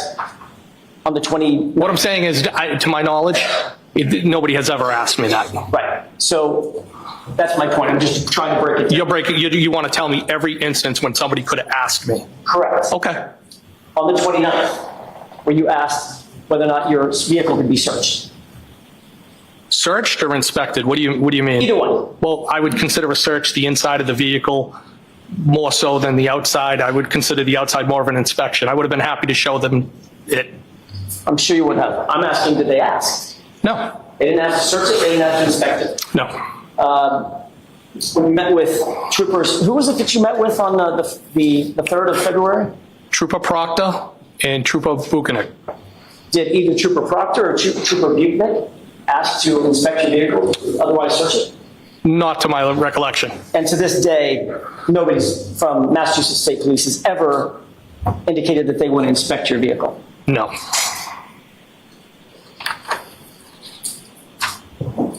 When you entered the house that morning, Brian Albert was there, Nicole Albert, Jen McCabe, Matt McCabe, Brian Albert Jr., and Julie Albert were all there. I'm sorry, had Julie Albert gotten there yet? She came after me. Okay, so at some point, all the people that I just ticked off, they were all inside the house. Brian Albert Jr., Nicole, Brian, Matt, and Jen. You all discussed the incident together, correct? I wouldn't describe it that way, no. Did each of you discuss your own perspectives about what had happened the night before in the early morning hours? Objection. I'll allow it. People were in shock at the table trying to figure out what happened. The math didn't make sense. John and the defendant never showed up. People were in shock. Trying to figure out what to say, right? No. And you were all talking within earshot of each other, right? We were all there in the kitchen talking together. At this meeting, and these were friends and family, correct? Excuse me? These were friends and family amongst themselves, and you being a friend. These are friends and family inside that house discussing this incident, correct? Yes. So at this meeting, you actually instructed Jennifer McCabe to call Canton PD and ask someone to come back. Objection. Sustained as to that form, you can ask it differently. At some point, did an officer come back to re-interview Jen McCabe? Yes. Jen McCabe had told you that she had information about something that Ms. Reed had said, correct? Objection. I'll allow it. Did she tell you that morning? She didn't specifically tell me anything. She made a statement at the table to the group of people and she clearly seemed like she was in shock. She was upset. And she made a statement, something to the effect that Karen had opined that she had hit John. What she actually said was, I hope I didn't hit him, correct? Objection. It's not what I heard. No. Who did you ever tell this to?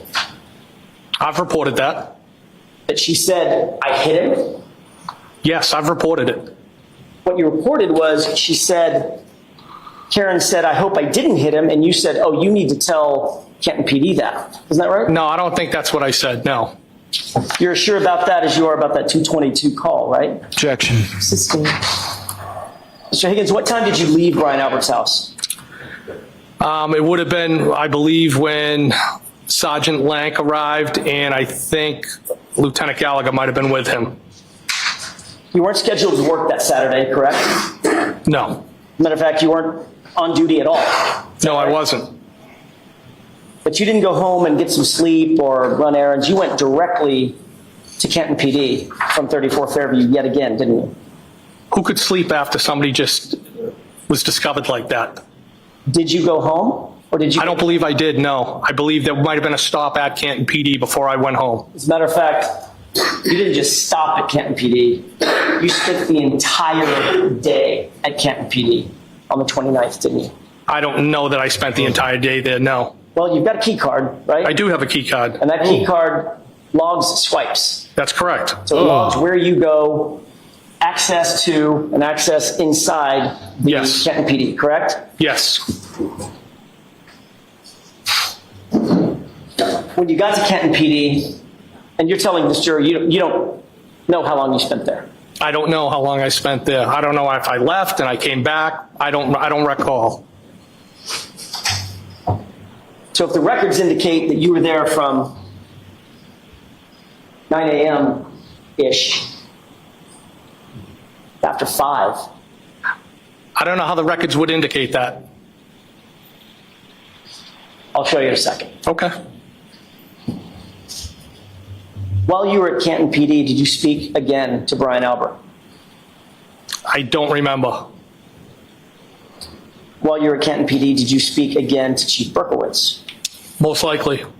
While you were at Canton PD, did you speak with Brian Albert's brother, Kevin Albert? I don't believe so.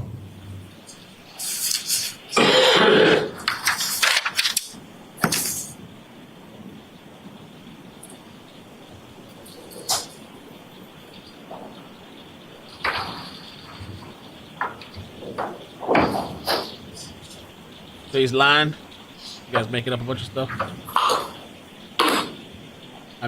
I wish I didn't miss part of this, but I missed it. Connor, may I approach this one? Yes.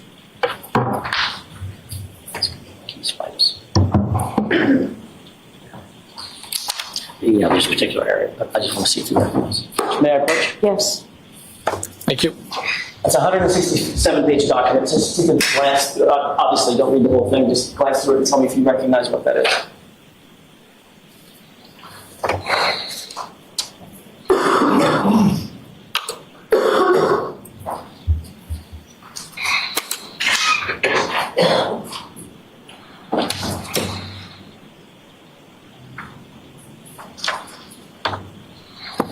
So it says Canton Police, all events logged by day. So don't read it out loud, please. Oh, I'm sorry, Just, no. do you recognize Yes, I do. it? Okay. Yes. May I approach? Yes. This appears to be a log of key swipes in and around Canton PD, correct? Yes. And that's in reverse chronological order, in other words. I didn't note that, but okay. Okay. You acknowledge that that is a record of the key swipes that everybody uses moving in and around Canton PD, going through doors, every place that needs a key swipe is logged. I would assume that's what that is, yes.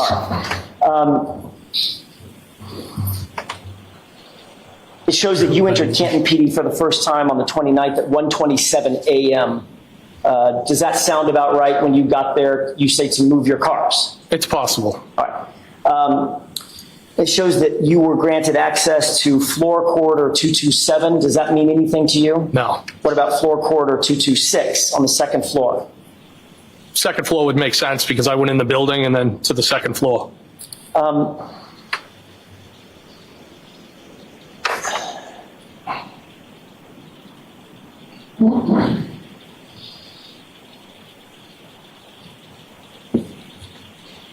Let me have just a moment, Your Honor. Sure.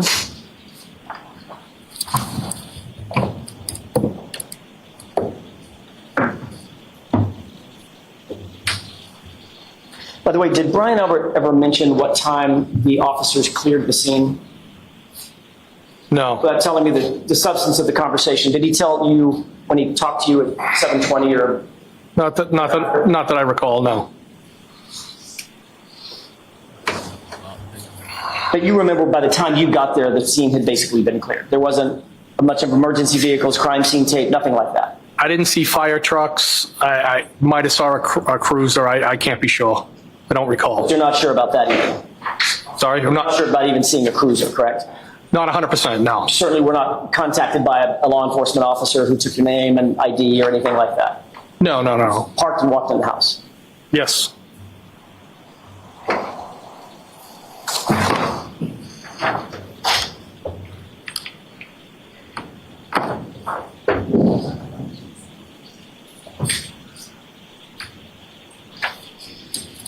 Well,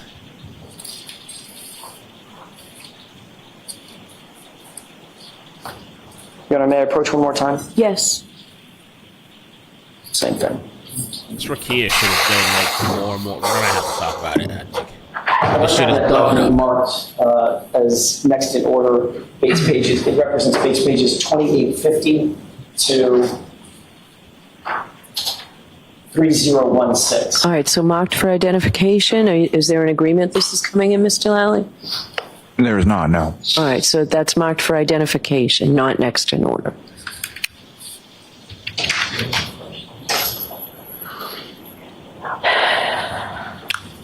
Higgins. Brian Higgins. Thank you. Mr. Higgins, if you will, I'm sorry, are we ready? Thank you. May I proceed? Yes. Mr. Higgins, if you'll look at Bates page 3015, which actually is in order, that's not reverse chronological, it's the second to the last page.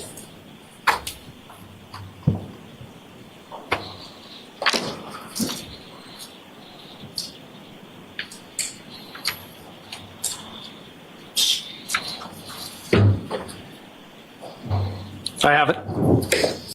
Took down the video. What happened?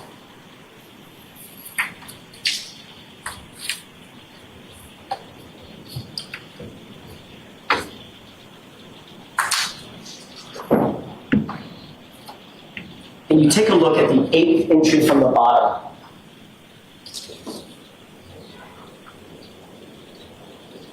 I see it. Does that indicate that this all occurred on 1/29/22? This entry at least? Well, I mean, I only, on that 8th entry, I see that that's associated with my name. I don't know what the other ones are associated with.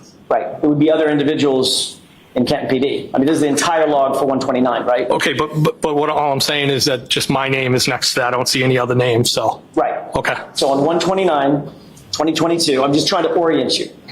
At 127 and 52 seconds, I see access it. granted, Brian Higgins, rear entry to secure corridor, rear entry to secure corridor, correct? Yes. All right, so that appears to be what the log entry or the key swipe entry looks like when it's logged, correct? Yes.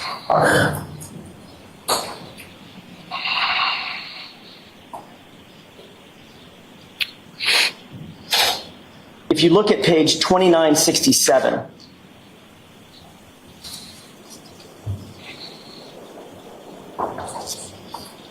I'm sorry, I said it backwards, 2976.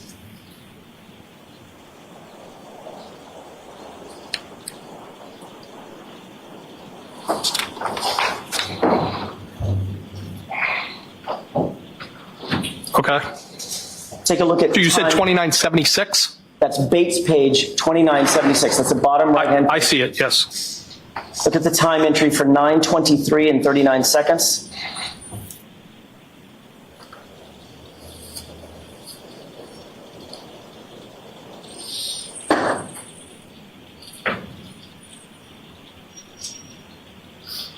$923 and what? 39. And that's on 2976? Should be.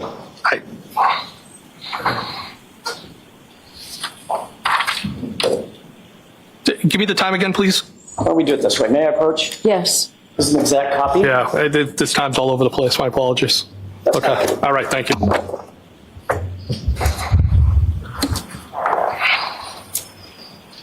At 9:23:39, I'm sorry, if you got that in mind? I do. I see it. It's highlighted. At 9:23:39, that shows that you were granted access to the Sally Port to front exit, front entry to Sally Port, correct? Yes. There's only one Sally Port at Canton PD, correct? Yes, and there's a door on each side of the Sally Port. Yes. 2 bay doors, right?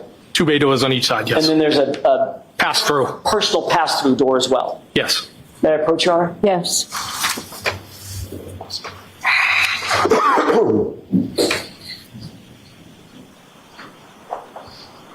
I want to try to speed this up just a bit because it's small print, reverse chronological order.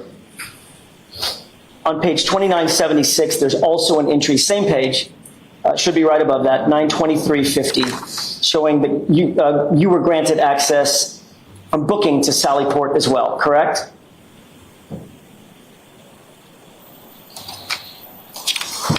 Okay, 2976. And what was the time? Page. Yes. It's about maybe 6 entries above, 6 entries up. You'll look for time 9:23 and 50 seconds. I see. Yes. All right. And that shows that you were granted access to the Sallyport and then from Sallyport to booking, correct?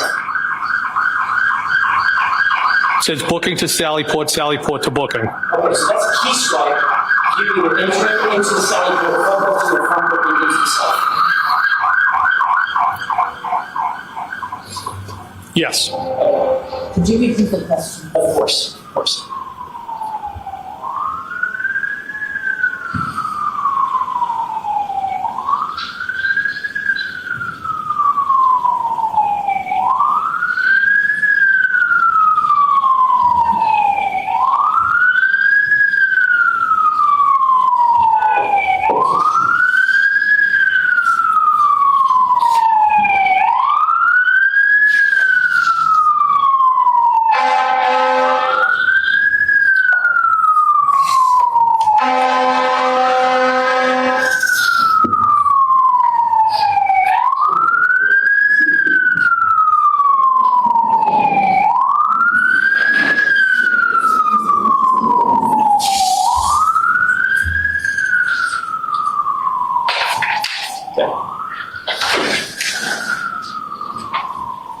May I inquire, Your Honor? Yes. That indicate, I have no idea what the last question was. I'll see if I can make a new one up. At 9:23 and 50 seconds in the morning, you were granted access booking to Sallyport and Sallyport to booking, meaning swiped the key card in the door going from booking to Sallyport.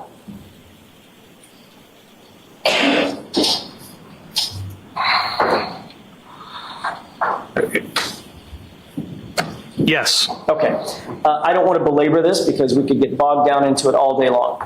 Would you have any quarrel if those logs indicated that you were moving in and around Canton PD at 9:28, 9:53, 9:53, 9:54, 9:54, 11:40, etc.? We can look at every one of them if you want to.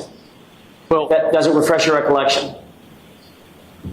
it would not be uncommon for me to move around Canton PD at various times or dates, Right. middle of the night, during the day. But just because I swiped in somewhere and then you have a swipe at the end of the day doesn't mean I was there the whole day. I could have left, I could have come back, and I truly don't have a recollection, but I'm pretty sure I wasn't there all day. Fair enough. If we moved from 11:40 to 11:44, 11:45, 11:47, 11:51, 11:52, and then jump to 2:05, would that be an explanation where you might have gone out for lunch, 11:52? Could have. Okay, come back. If Yes. there's a 2:05 and 56 entry, then obviously you're there, right?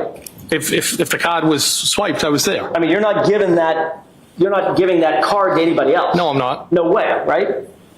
Let's just look at 2905, because I want you to be comfortable. Page 2905, and let's look at that 2:05 and 56 entry.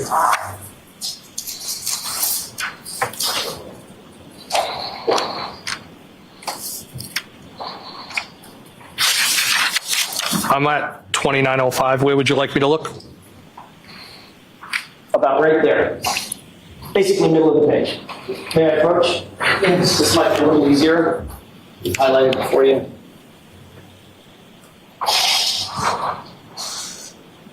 I see it. Okay, so that would indicate that you were back at Canton PD at least 2:05:56, and you were granted access Sallyport to front door, correct? That's what it says, yes. Okay.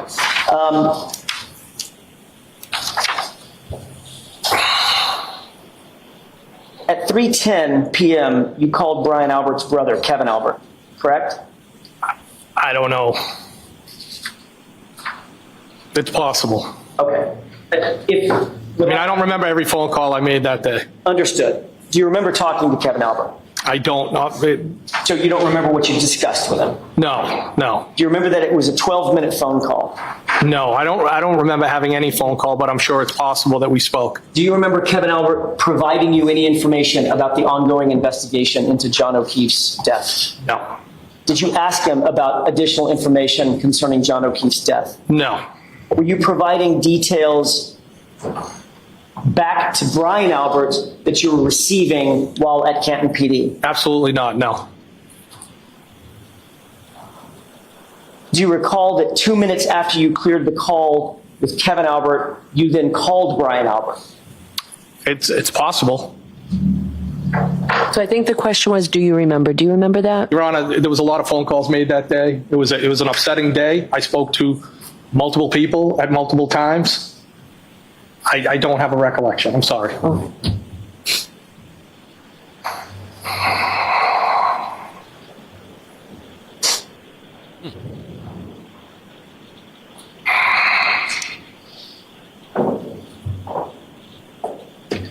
May I approach briefly? Yes.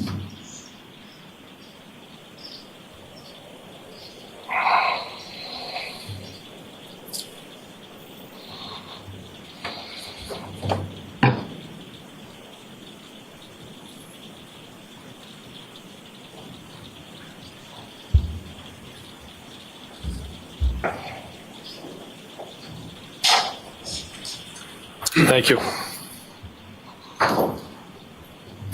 Just to close this loop, that appears to be your phone record, correct? Yes. And it appears that you made a call at 3:10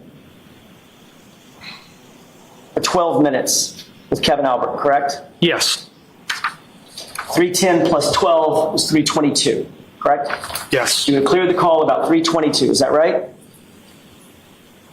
Yes. And then it shows a 3:24 phone call to Brian.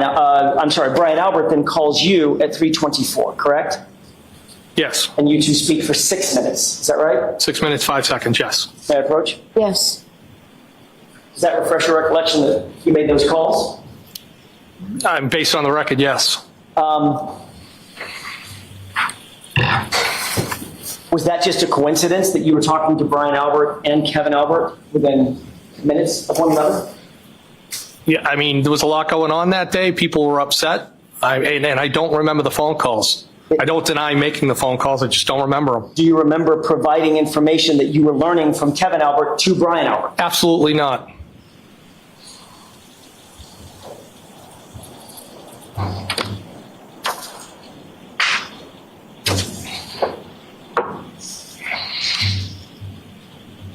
And then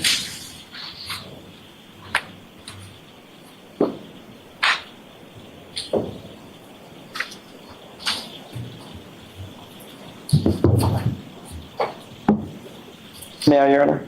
Yes. Same record. If you look just below those phone calls to Kevin Albert and Brian Albert, there's 2 additional phone calls that you had with Chief Berkowitz and then Brian Albert again, correct? Yes. Mr. Higgins, it looks an awful lot like you're gleaning information from Canton PD. Were you doing that? Objection. So I sustain the objection in that form. You can ask one part of that question. Sure. Were you getting any information from Canton PD? No, I wasn't. Did you provide any information to Brian Albert No, I did not. based on any conversations or conduct at Canton PD? No. May I approach? Yes. But you were, in fact, on the phone with all of those interested parties throughout the day, you'll agree. I was. Answer that. Yeah. Okay. There's Yes, no Your Honor. objection. You can He's looking for yes, an objection. they're friends, and I was on the phone with them. Yes. And sir, you were not on duty that day, correct? No, You are not a Canton police officer, correct? No. that's correct. You were not assigned to this investigation in any formal capacity, were you?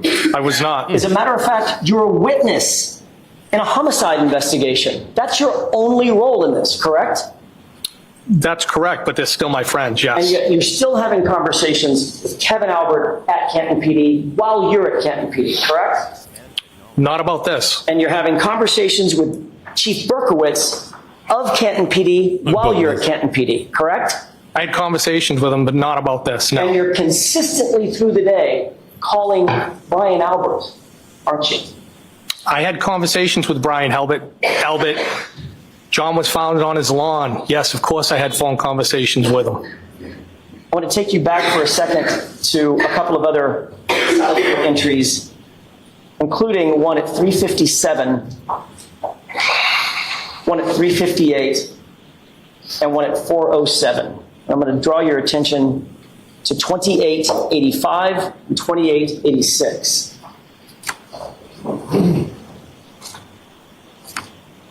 Once you have the pages, I'll give you the times once again.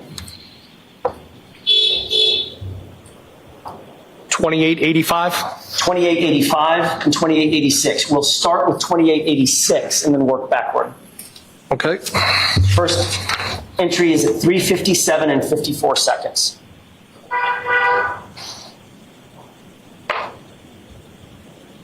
$3:57 and 54 seconds. I see it.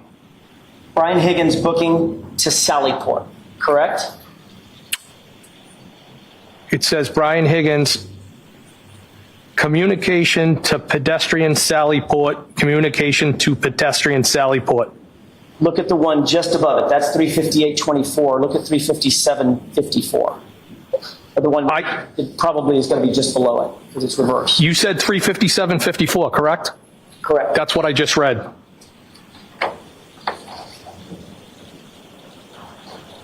Got it. Look at 6 entries below at 3:57.36. 3:57.36. I see it. Access granted, Brian Higgins. Booking to Sallyport, Sallyport to booking.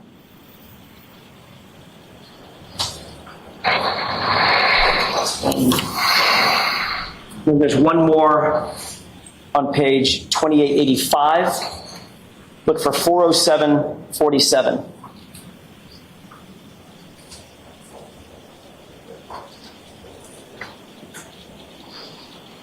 $407.47? Correct. I have it. Access granted, Brian Higgins, booking to Sallyport, booking to Sallyport. And there's no record in that document of you exiting, correct? That's just booking to Sallyport. Yes.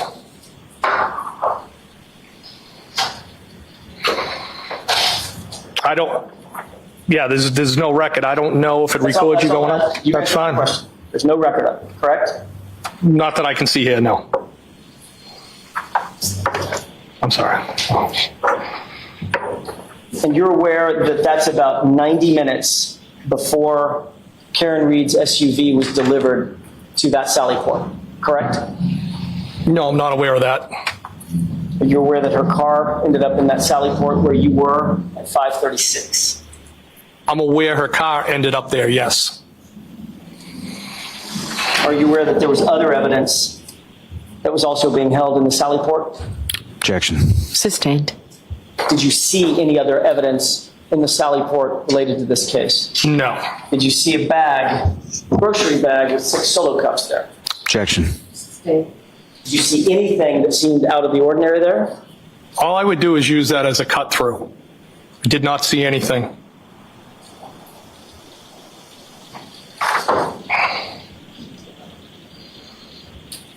Are you aware that at 5, well, let me ask you this. You and Chief Berkowitz were moving in and through, at least in some parts of the day, in and through Canton PD together, correct?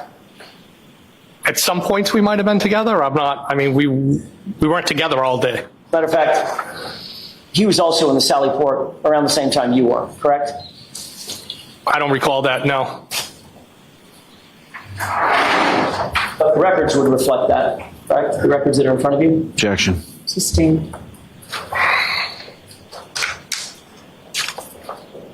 You were in the Sallyport the last time you're logged into the Sallyport. It's 4:07. Do you remember seeing Chief Berkowitz at Sallyport at 4:14? No, and if that says that I'm logged, that could be me cutting Mr. through. Higgins, all I'm asking you, I'm not asking you what you did. I'm asking you where you were. I don't know where I was at that specific time. Well, you walked into the Sallyport. We know that. If I walked in, Correct? Cutting through, yes. Right. Was Chief Berkowitz in the Sallyport at 4:14? Not that I recall, no. Was he there at 4:30? I don't remember ever seeing him in the Sallyport, no. Was he there at 4:33? I don't remember ever seeing Chief Berkowitz in the Sallyport. At 4:50? Objection. Sustained. Let's move through this, please. Finally, was he there at 5:36 and 37 seconds at the same time Karen Reed's vehicle was delivered? I don't remember.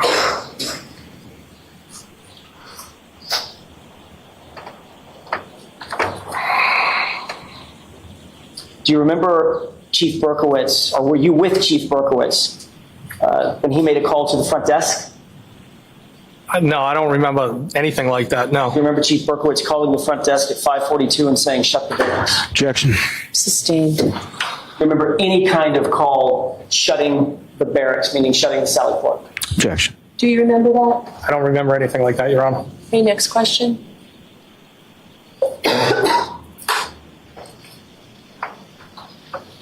You didn't leave Canton PD until close to 6 p.m., isn't that right? I don't know what time I left. Could it have been 5:50, 6 o'clock? I don't recall what time I left.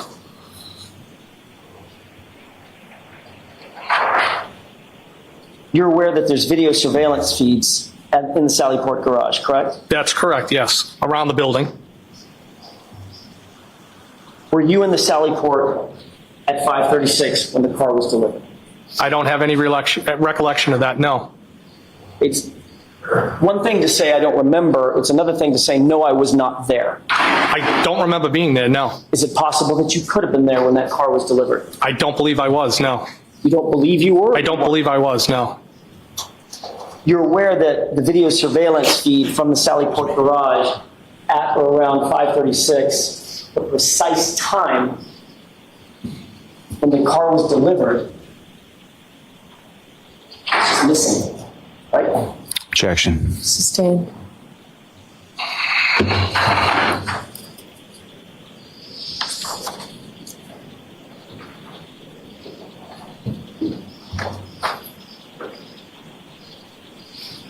Did you receive a flurry of phone calls from Brian Albert and Chief Berkowitz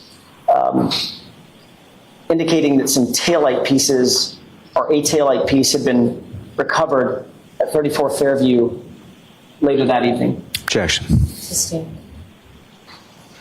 Did you receive a call at all, without telling me what the conversation consisted of, around 6:12 p.m. from Brian Albert? I don't know what day you're referring to. The 29th.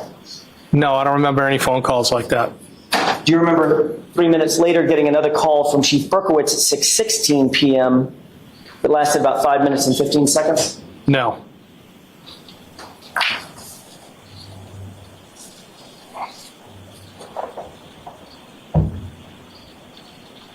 May I approach? Yes.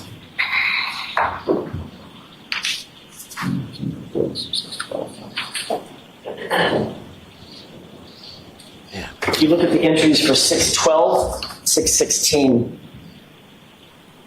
see if that refreshes your recollection.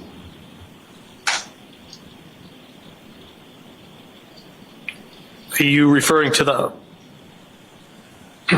6:12 and 6:16. Okay, I see those, yes. There was a call at 6:12 that Brian Albert made to you for a duration of 1 minute and 7 seconds, correct? Yes. And right after that, there was a call from Chief Berkowitz to you at 6:16 that lasted 5 minutes and 15 seconds, correct? Yes. May I approach? Yes. They telling you that taillight pieces had been found at the location. Objection. Sustained. Your Honor, may we approach briefly? Okay. Well, almost 4 o'clock. I think they're going till 4:30 today.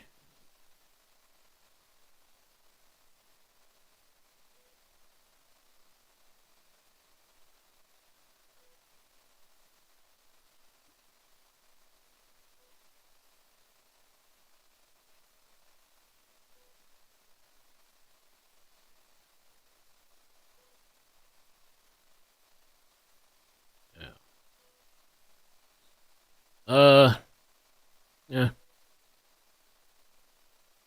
Did they break the taillight? The taillight is made of polymer. It doesn't shatter into pieces. Oh, shit.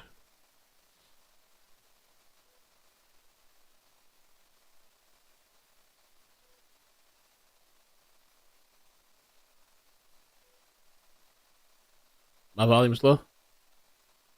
Ichabod volume low? Can bump it up a little bit.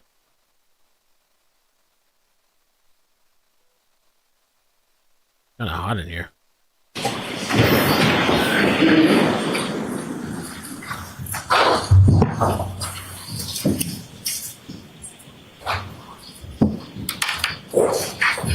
So, may I inquire? Yes. Your testimony is that you don't recall the substance of those conversations at 6:12 and 6:16. I don't know. Isn't it true that you were asked about those phone calls at another hearing?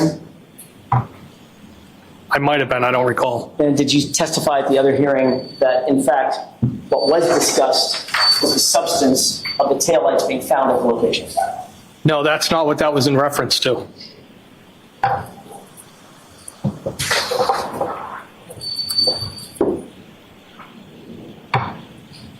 Were you being provided information from your friend, Chief Berkowitz, about the progress of the investigation? No. Were you providing your friend, Brian Albert, information about the progress of the investigation or what you perceived it to be? No, I didn't have any information on the investigation. May I have just a moment, Your Honor? Sure.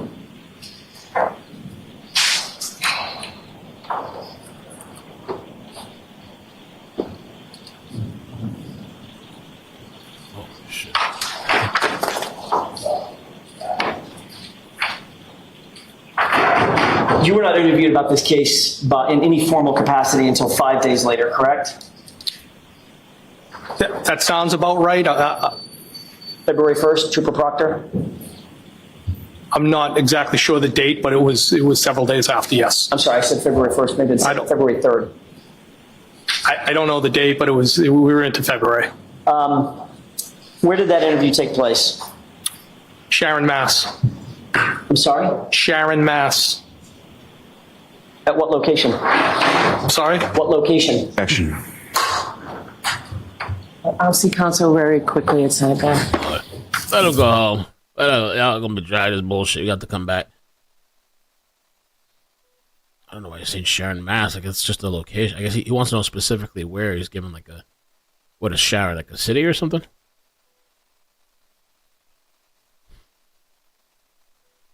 La Chupacabra.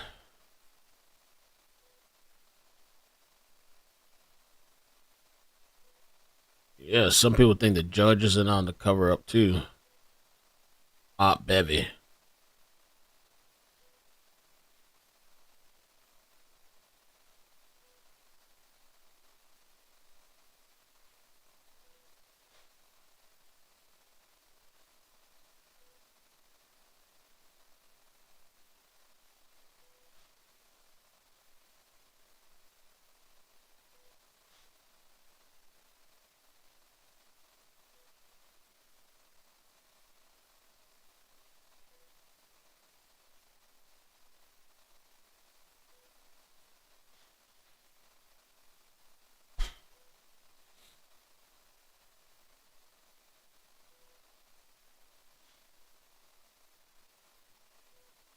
Well, it's like the moon's out.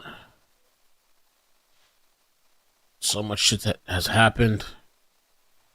All the freaks have come out.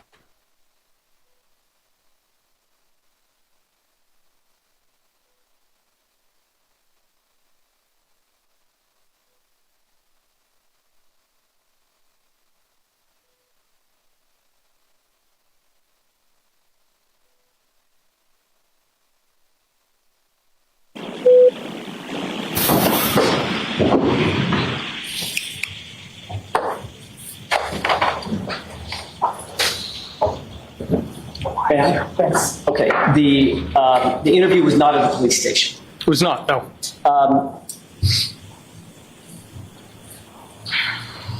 By the time you interviewed with Trooper Proctor, you had already had numerous conversations with Brian Albert. Is that safe to say?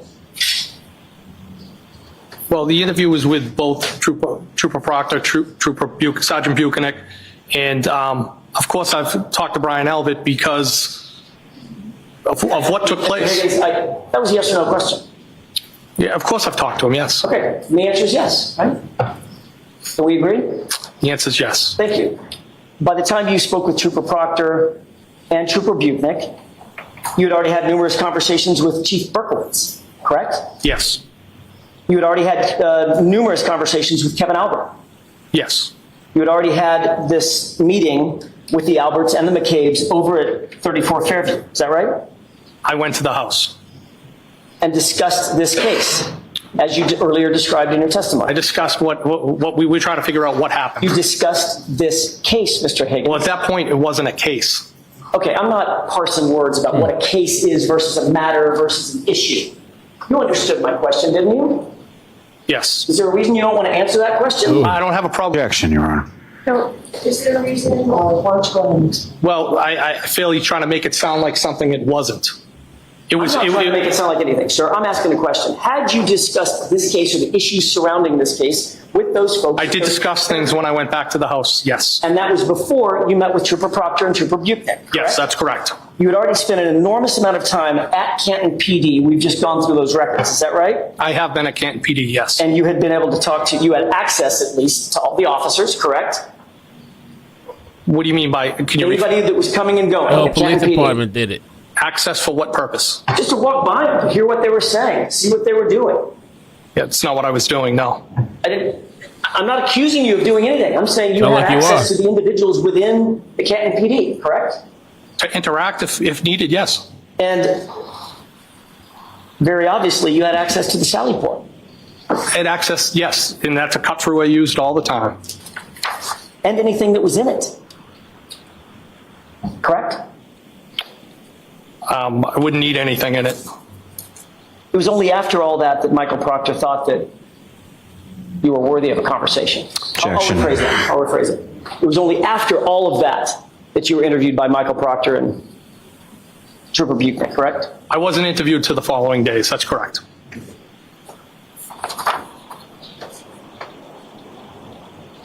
At some point on February 4th, Chief Berkowitz called you to personally inform you that he had personally found taillight at 34 Fairview. Is that right? He did tell me that, yes. And to be clear, that's the same Ken Berkowitz that you were with in the Sally Port. I don't recall being in the Sally Port with him, no. Right.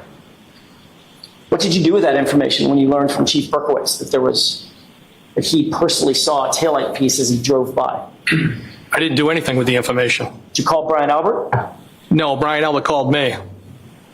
You were asked a specific question in the other proceeding in June of 2023, correct? I don't know if it was a specific question. I was asked a series of questions on how the phone calls came in. That's what I was asked. And your answer was, it's 100% probable that I told him about that, meaning I told Brian Albert about my conversation with Ken Berkowitz, correct? It's possible. Was that your statement or not? It was my statement then, but I've thought about it, yes. And you've changed your statement somehow? I don't know if I changed my statement, but I think the way the phone calls came in is Brian Albert told me, you're not going to believe what was found on the front lawn. And then I believe Ken Berkowitz told me he found the taillight, and I'm referring to the taillight from the both of them. I didn't provide any information to anybody. Well, information was provided to me. What you actually said was, it's 100% probable that I told him about that. Yes, 100%. I'm not hiding that fact. But you're asking me if I recollect specifically. I know I called him after Objection, Your Honor. All right, so too many facts. Go slow. Sure. You said, yes, 100%, correct?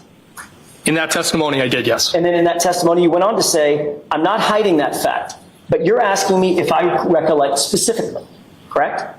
Well, I don't have it in front of me. That's what you're telling me. You went on to say, I know I called him after that phone call, correct? I don't know. And you went on to say, if that's when Chief Berkowitz told me, listen, I didn't do anything wrong in this, end quote. That was your statement. Objection. Prior hearing, correct? So I'm going to strike the end. Your Honor, may I? Yes. You said you don't recall that entire testimony, right? Not that portion, but I know I was asked about how the phone calls came in and what was said. Do you think it would refresh your recollection to see the transcript of your answer? Is this it right here? That's it. I'm going to read it.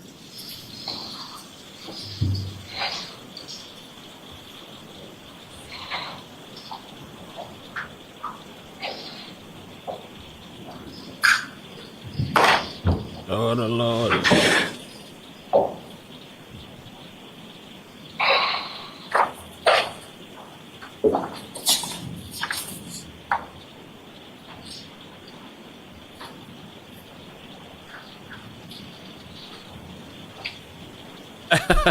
Carly, yeah. The fence said fireworks. Ass is right, bro.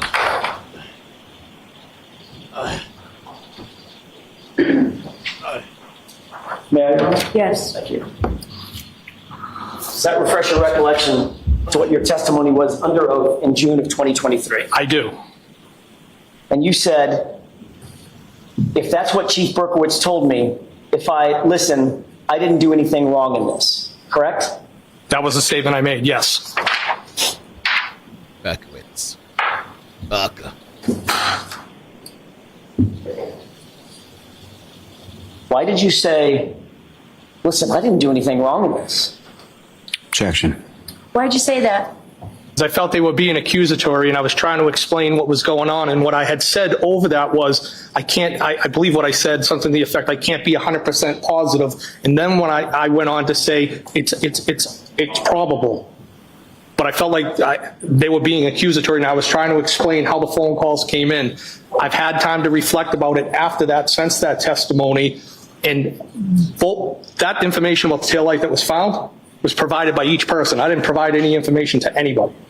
Next question. Thank you. You said, look, I didn't do anything wrong in this because it looks like you and Ken Berkowitz were colluding to provide information to Brian Albert, correct? Objection.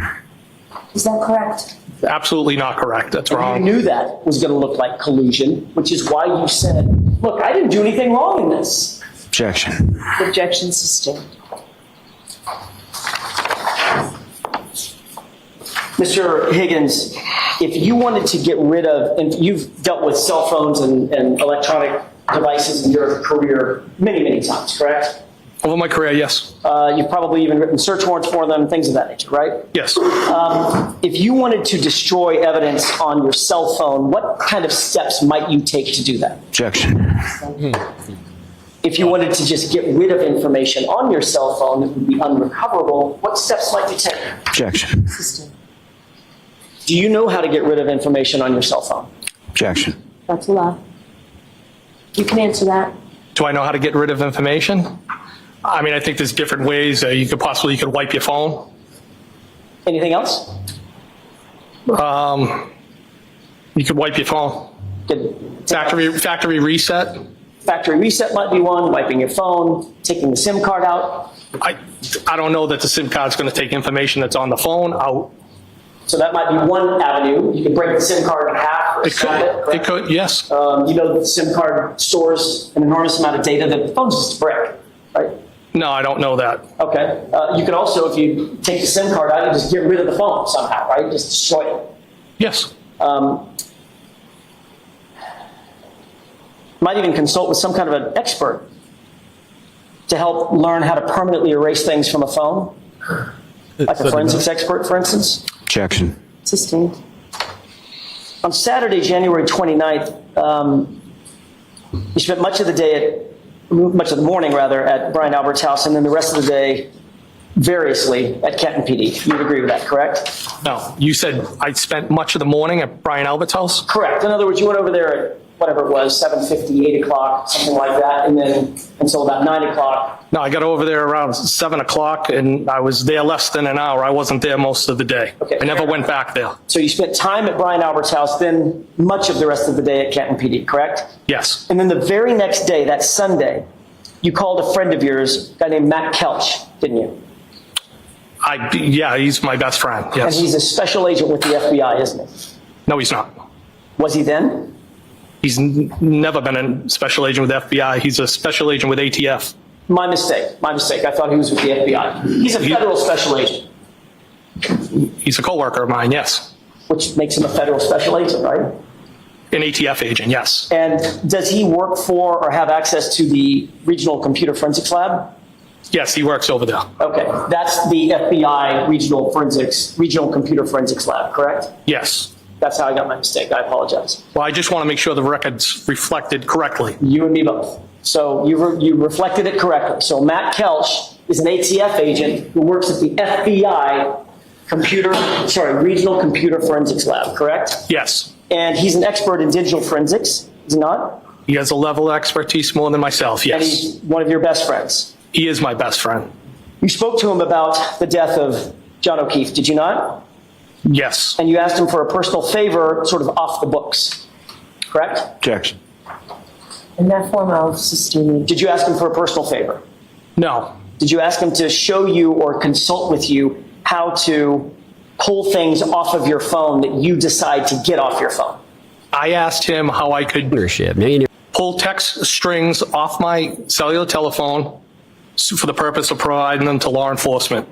This was not in connection with any case that he was working, correct? That's correct. It was not in connection with any case you were working, correct? Objection. Objection sustained, but you already answered. I'll strike that answer. Second question you can answer. Is this in connection to any case you? No, Your Honor. Next question. But you asked your friend to utilize his resources to teach you how to extract certain information off your phone? Is that what you did? I asked him if it was possible to get this off, if there was a method to get this off my phone so I could provide it to law enforcement. And that information was selected by you, correct? Two particular text threads, yes. Right. In other words, there was nobody else that was picking and choosing what to get off your phone. That was just you. It was me, yes. And the reason you did that, Mr. Higgins, is that you wanted to control and limit the amount of information that was pulled off your phone, right? Objection. Is that why you did it? No, I did it because I wanted to provide it to law enforcement, Your Honor. Okay, next question. But you could have just provided your phone to law enforcement and let them image the entire thing, correct? I guess that was an option, yes. And you knew that was an option at the time. And you're a trained ATF agent. What's the question? You knew it was an option to just hand your phone over. Just pick it up and give it to them. And there was also an option to provide it to them as well. Right. But you chose the one that you got to select the information, not the one where they would get everything, correct? Objection. Stand us to that form. That's true. Did you actually go to the FBI Computer Forensics Lab? Yes. Let me correct that. I didn't go to the lab itself. I went to a kiosk, what they refer to as a kiosk on the first floor over at FBI. Okay. And all local PDs, law enforcement, have access to that. And that's obviously... It's an unrestricted area. You can be in there, as I understand it, unaccompanied if you're local law enforcement. It's on the first floor. That is a federal facility, however. Yes, it is. Did you utilize any computer or any data extraction machinery, if you will, a computer or something to extract this data? Well, it was a machine. I don't know what it's called. Okay, fair enough. I'll use the word machine. I don't know what it's called either. So you hooked that phone up to a machine, correct? Yes. And that machine belonged to the FBI. It didn't belong to you, is that right? That's correct. So that was a federal resource, not for anything having to do with any official case that you were working. Isn't that right? Objection. So I need to see you. I know this is, but I need to see you. Lord almighty. Lord, Auntie Bevy. Auntie Bev. I think he's being a little disingenuous with his replies. Higgins. Aunt Bevy. Yeah, I'm really trying to look and see. It's kind of dragging a little bit. Aunt Bevy.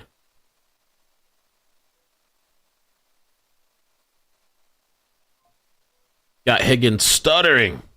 Oh,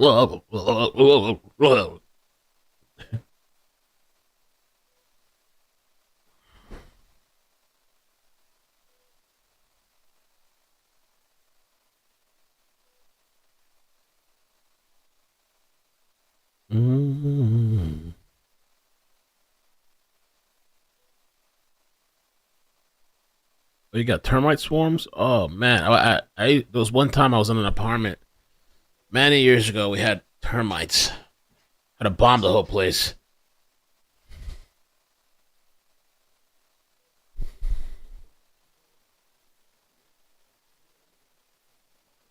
You know what, ladies and gentlemen, we're gonna call it for today. She look at her eyes. Look, I think.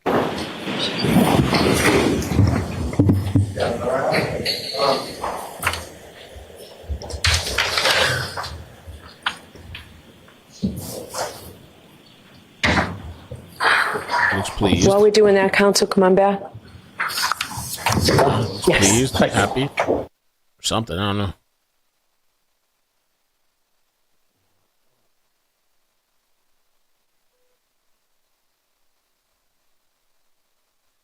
Sidebar. I think I need a sidebar. Just send him home already. Get off this shit. Send him home, man. Fuck it.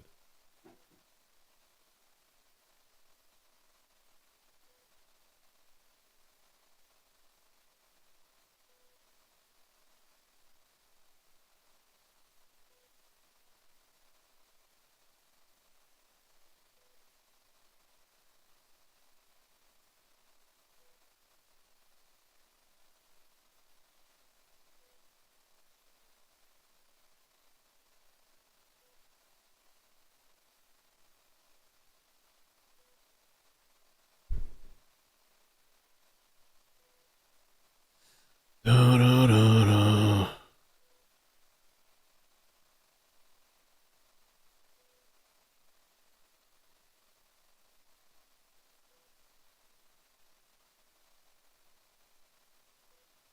We fall down, but we get up. We fall down, but we get up.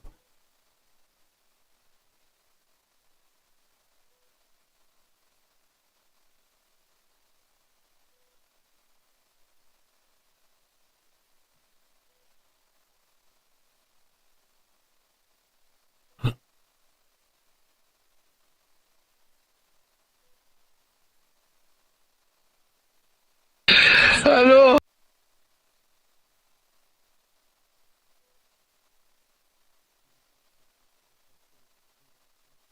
Long to the left. May I ask the advocate to? Thank you. I was trying to figure out how we. I don't know. Is that in reference to the key swipes? Yeah, I don't know. Which army? What?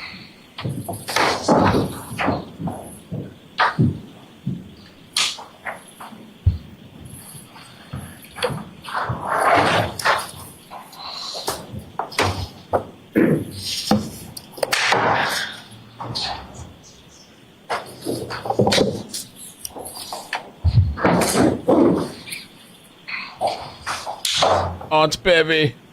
Come on.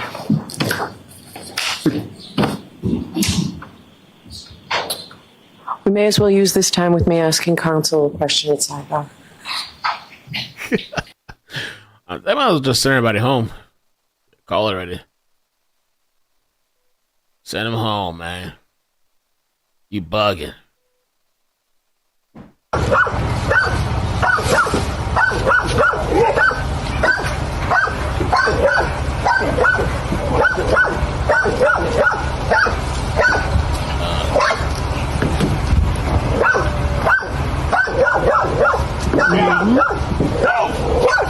No balloon.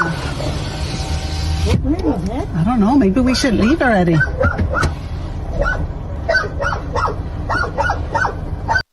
There's these crazy dogs, attack dogs, pit bulls. It's like they had to take a hammer to them or something, attacking people. Chloe.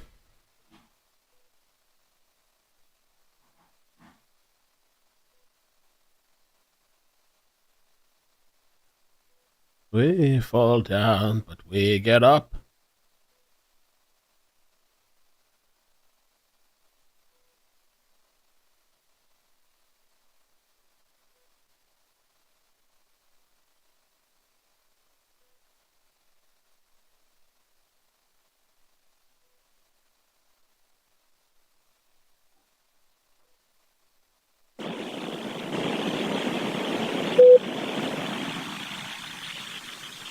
Counsel, why don't you come on over, please? Yeah, what is this shit? Mr. Playing Conley. over and over? It's like a Twilight Zone. If you just go and just stand next to your client, Mr. Jackson's going to make an offer of proof of a question he's about to ask your client, or a couple of questions he's about to ask your client. Doesn't make any sense to me that somebody has counsel and the counsel is not aware of a potential issue. So you'll hear the offer of proof. I'll let you speak to Mr. Higgins before this actually happens before the jury. Could I just have him identify? Yes, I was just going to ask you to identify yourself. Sure, my name is William Connolly, spelled Connolly.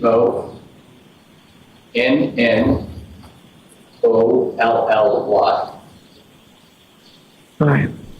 May I, Your Honor? Yes. The witness has indicated that he utilized federal resources for personal gain.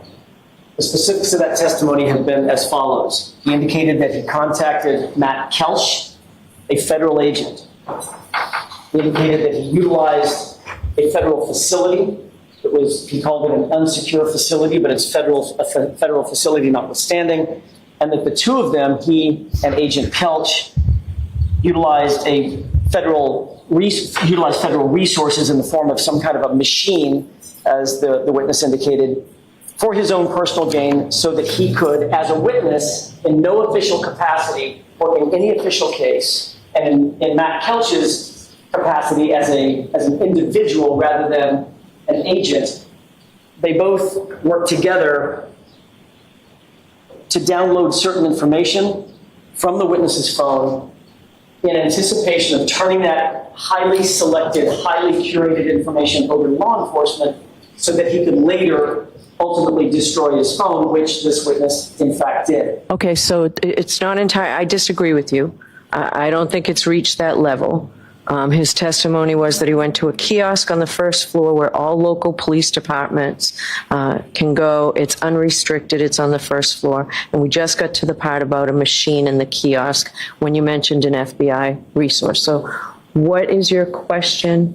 What questions do you intend to ask this witness now? Whether he's aware that under 5 CFR 2635.702, it is a federal offense to use his public office, to use any public office for his own private gain or for the gain of persons or organizations with which you are associated personally. In other words, an FBI agent or an ATF agent cannot use federal resources for personal gain. The fact that he contacted an ATF agent, the fact that he utilized a facility that is owned by the federal government, run by the federal government, paid for by taxpayer dollars, and the fact that he used a machine that is owned by the federal government to download certain information for his own personal gain, that personal gain being, these are the curated texts that I'm going to turn over to law enforcement, that's a federal offense. All right, so those questions are going to be asked. I don't know, there's been an objection to them. I'm not sure I'm going to let them in, but I wanted to give you the opportunity to speak privately with your client in the bathroom there. Can you do it in short order? Or do you need I can do it in about 10 seconds. Okay. 10 seconds. All right. If you feel the need. So why don't you go back and talk to him? I'll stop bringing the jury, or getting the jury lined up to come back. Thank Okay? you, Your Honor.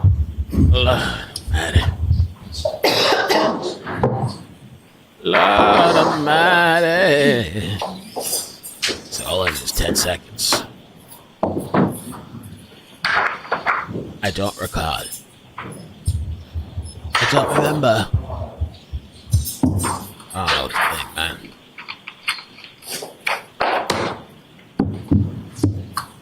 Do you need anything, Nancy? No, I'm just going to grab the spelling while I have time.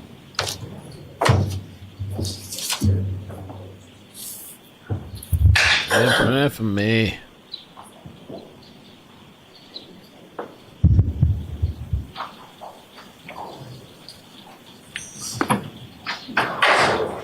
Auntie Bev, you're gonna bring the jury back for 10 minutes? Less than 10 minutes, 5 minutes.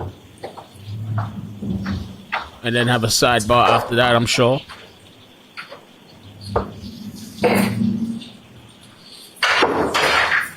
Thank you, Your Honor. All right, so we're ready to proceed? I am, Your Honor. Thank you. So let's bring the jurors in, please.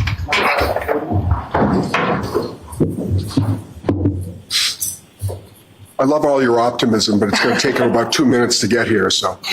Yeah. You're very loud. Yeah, y'all sending the jury back way back down. Go out back and forth every time. What a trial. When you tell them that people get so fucking mad on the internet when you tell them that they can't possibly know what you know. And that's the weirdest shit on the planet. Do you want these? Why are you mad about that?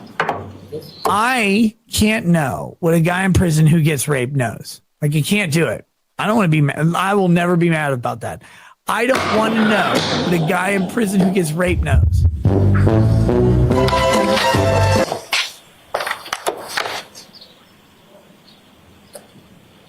Twitter's gone for him. Yeah, let's get Brian Higgins arrested.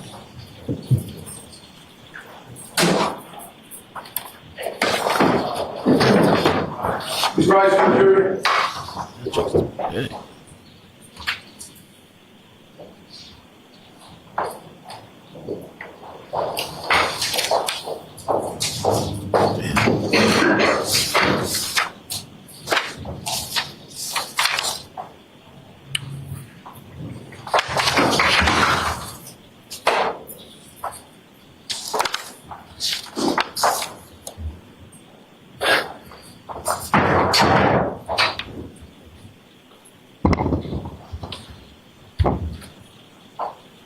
Be seated for the session. All right. We have a very few minutes left, Mr. Jackson. Understood. Amazing. Mr. Higgins, you indicated that the phone was hooked up to some sort of machine at the FBI kiosk, correct? Yes. You're aware, sir, that under 5 CFR 2635.702, you may not use your public office for your own personal or private gain or for the gain of persons or organizations with which you are associated personally under pain of a federal offense, correct? Objection. No, Your Honor. Are you aware that under 5 CFR 2634.704, it's a felony to quote, Objection, Your Honor, as to quote, reading. An employee, Go ahead and finish the question. for an employee has a duty to preserve and conserve government property and shall not use such property or allow its use for other than authorized purposes. Were you aware of that federal regulation? That objection sustained. Sir, notwithstanding those regulations, you utilized the services of Matt Kelch as a friend and a colleague, but utilizing federal resources to pull information off your phone, correct? Objection. Sustained as to that form. In fact, you were successful in getting information off your phone, which is the text that you turn over to the Commonwealth, correct? Objection. In that form, you're almost there, Mr. Jackson. That form was improper. The information that was ultimately pulled off your phone was the information that you selected and you and Matt Kelch worked together to get off your phone, correct? Objection. Is that correct? No, Your Honor, if I could explain. Sure. He walked me through on how I could pull the text string with John O'Keefe and the defendant. He walked me through the process, how to use the machine. And then you did that. I did do that. That's And correct. that's what you turned over to the police. That's correct. And any other information would still be on your phone ending in 5421, correct? Well, that information stayed on my phone. I just took those strings off and provided them to the Mass State Okay, Police. so where's your phone? I do not have that phone anymore. Oh. You've destroyed that phone, haven't you? No, I threw the phone away. Oh. Well, that's destroying the phone, isn't it? I had every right to do that. I didn't ask you about your rights. Oh, what the hell just happened? You guys still with me? Bro, how's it gonna pause right there? Hold on, where are we at? Is there any other channel? When I threw it away, if I was going to take it out, I would break it or cut it. But I did not wipe the phone. I did not take anything else off it. But if I was going to throw the phone away, that's what I would have done. Okay. You know, as an ATF agent with electronic data experience, when you pull the SIM card out and break it, and then throw the phone away and the SIM card away, you don't need to wipe the phone. Objection. Sustained. Mr. Jackson, that's it. Your Honor, One more Yeah. question. Aunt Bev is cutting him off. That's it, Mr. Jackson. No I will do this in more. 30 seconds. I think.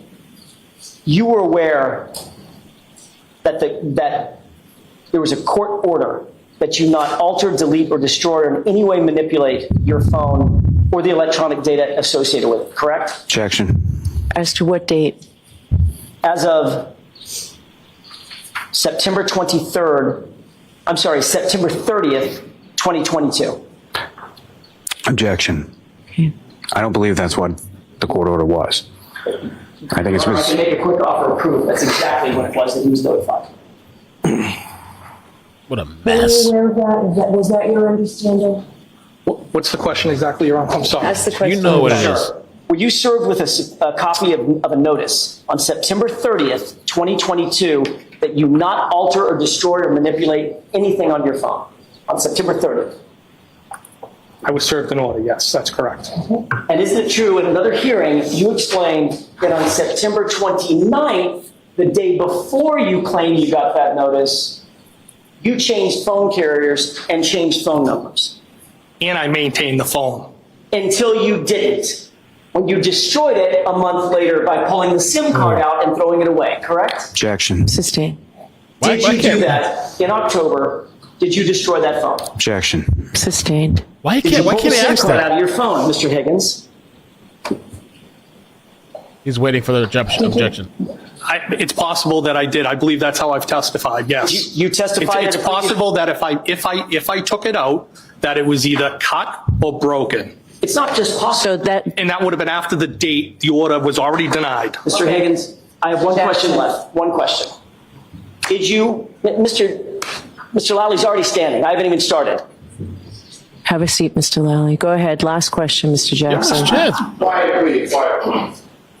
Mr. Higgins, very simply, and then we're done. Did you remove the SIM card for that phone, drive onto a military base, throw the SIM card in one dumpster and the phone in a different dumpster? That is not correct. Did you testify That that? was your one question, Mr. Yo, Jackson. uh, All right, folks, that's it for today. We will see you Tuesday. Have a great long weekend, please. It's very important. Do not discuss this case with anyone. Don't do any independent research or investigation into this case. If you happen to see, hear, or read anything about this case, please disregard it and let us know. We will see you on Tuesday. Tuesday will be a full day. Chairman, please, all rise for the unfold. Carlos says the thing is you can still get that information even without a phone. The providers save that stuff. I don't know that the providers save everything. I mean, I think providers have your text messages. I think there's just certain information, hardware that's like stored on your phone. I think it's sus that it's not just one person; it's multiple people. Like the day before they get the order, they discard their shit, or they change it. Like this guy changed the next month. He changes provider.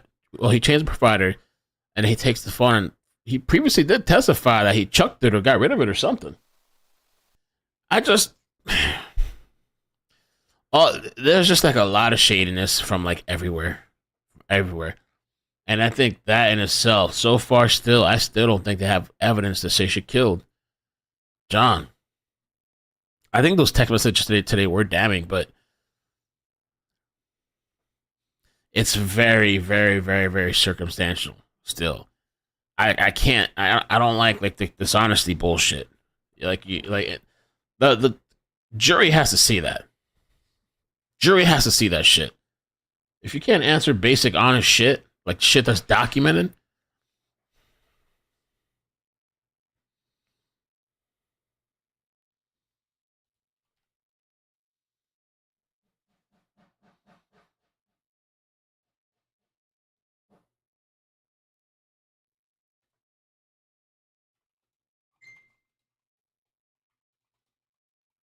so is this witness done, or are they kind of come back Tuesday? I also don't understand why they're forcing like this witness to be done. It sounded like they were trying to force it to be done today for him to be like.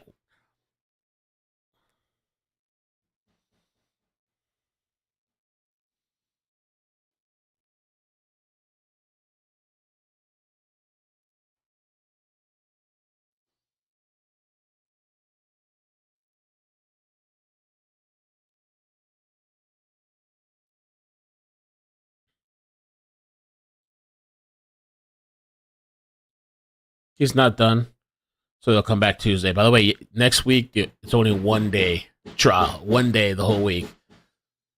So I'll try to take advantage in that, like to rest up a little bit, but also to cover different stories and update different things. We can come and hang out. It just won't be 7 hours or whatever it is we've been here, but.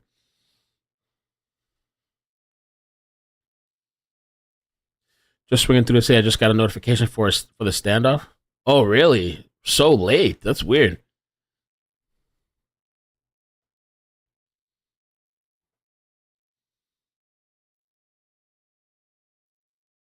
I'm all over the place with this case.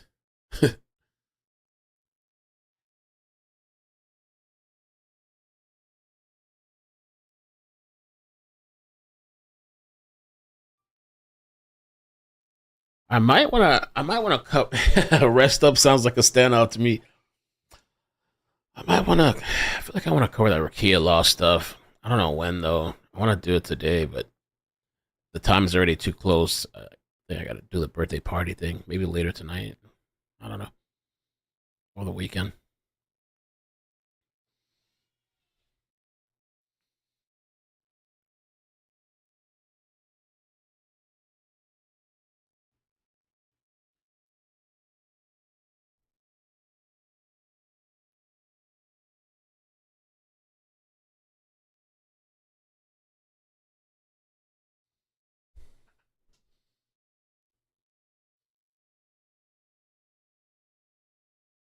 He says Higgins is under investigation from the feds, along with the DA Proctor.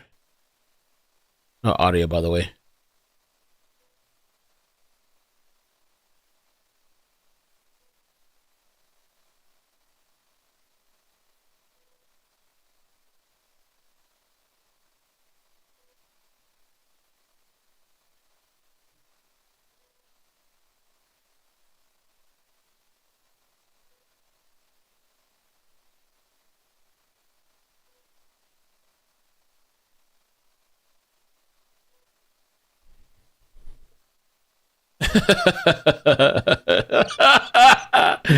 Missy Barrett, you're crazy. Oh shit.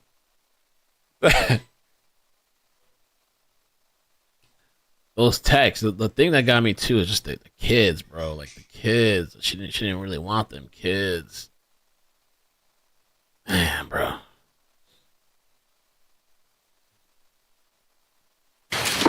Madam Court Reporter, thank you very much. All right. Thank you, everybody.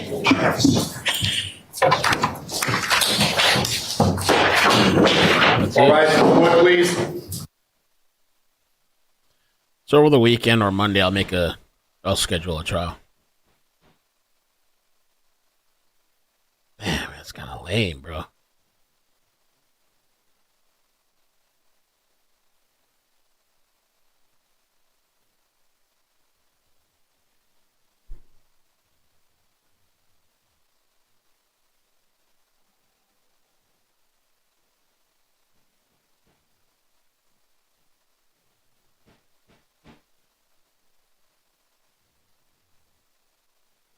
Yeah, I don't know, man. These witnesses,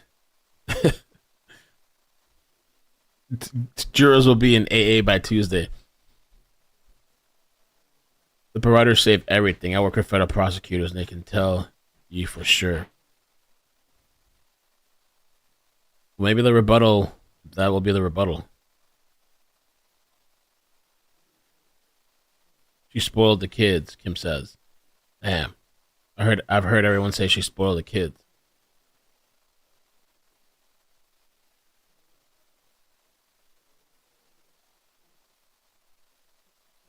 I gotta take a break for a bit. I gotta get off, and then my daughter's going to a little birthday party, so I gotta show face for a little bit.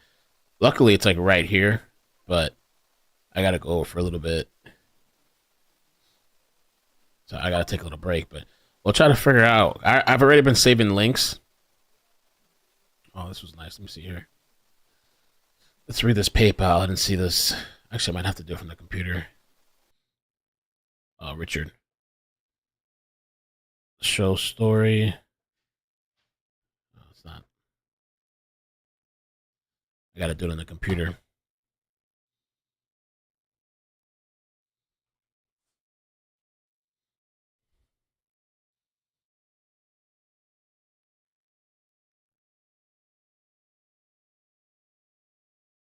Okay, let's see.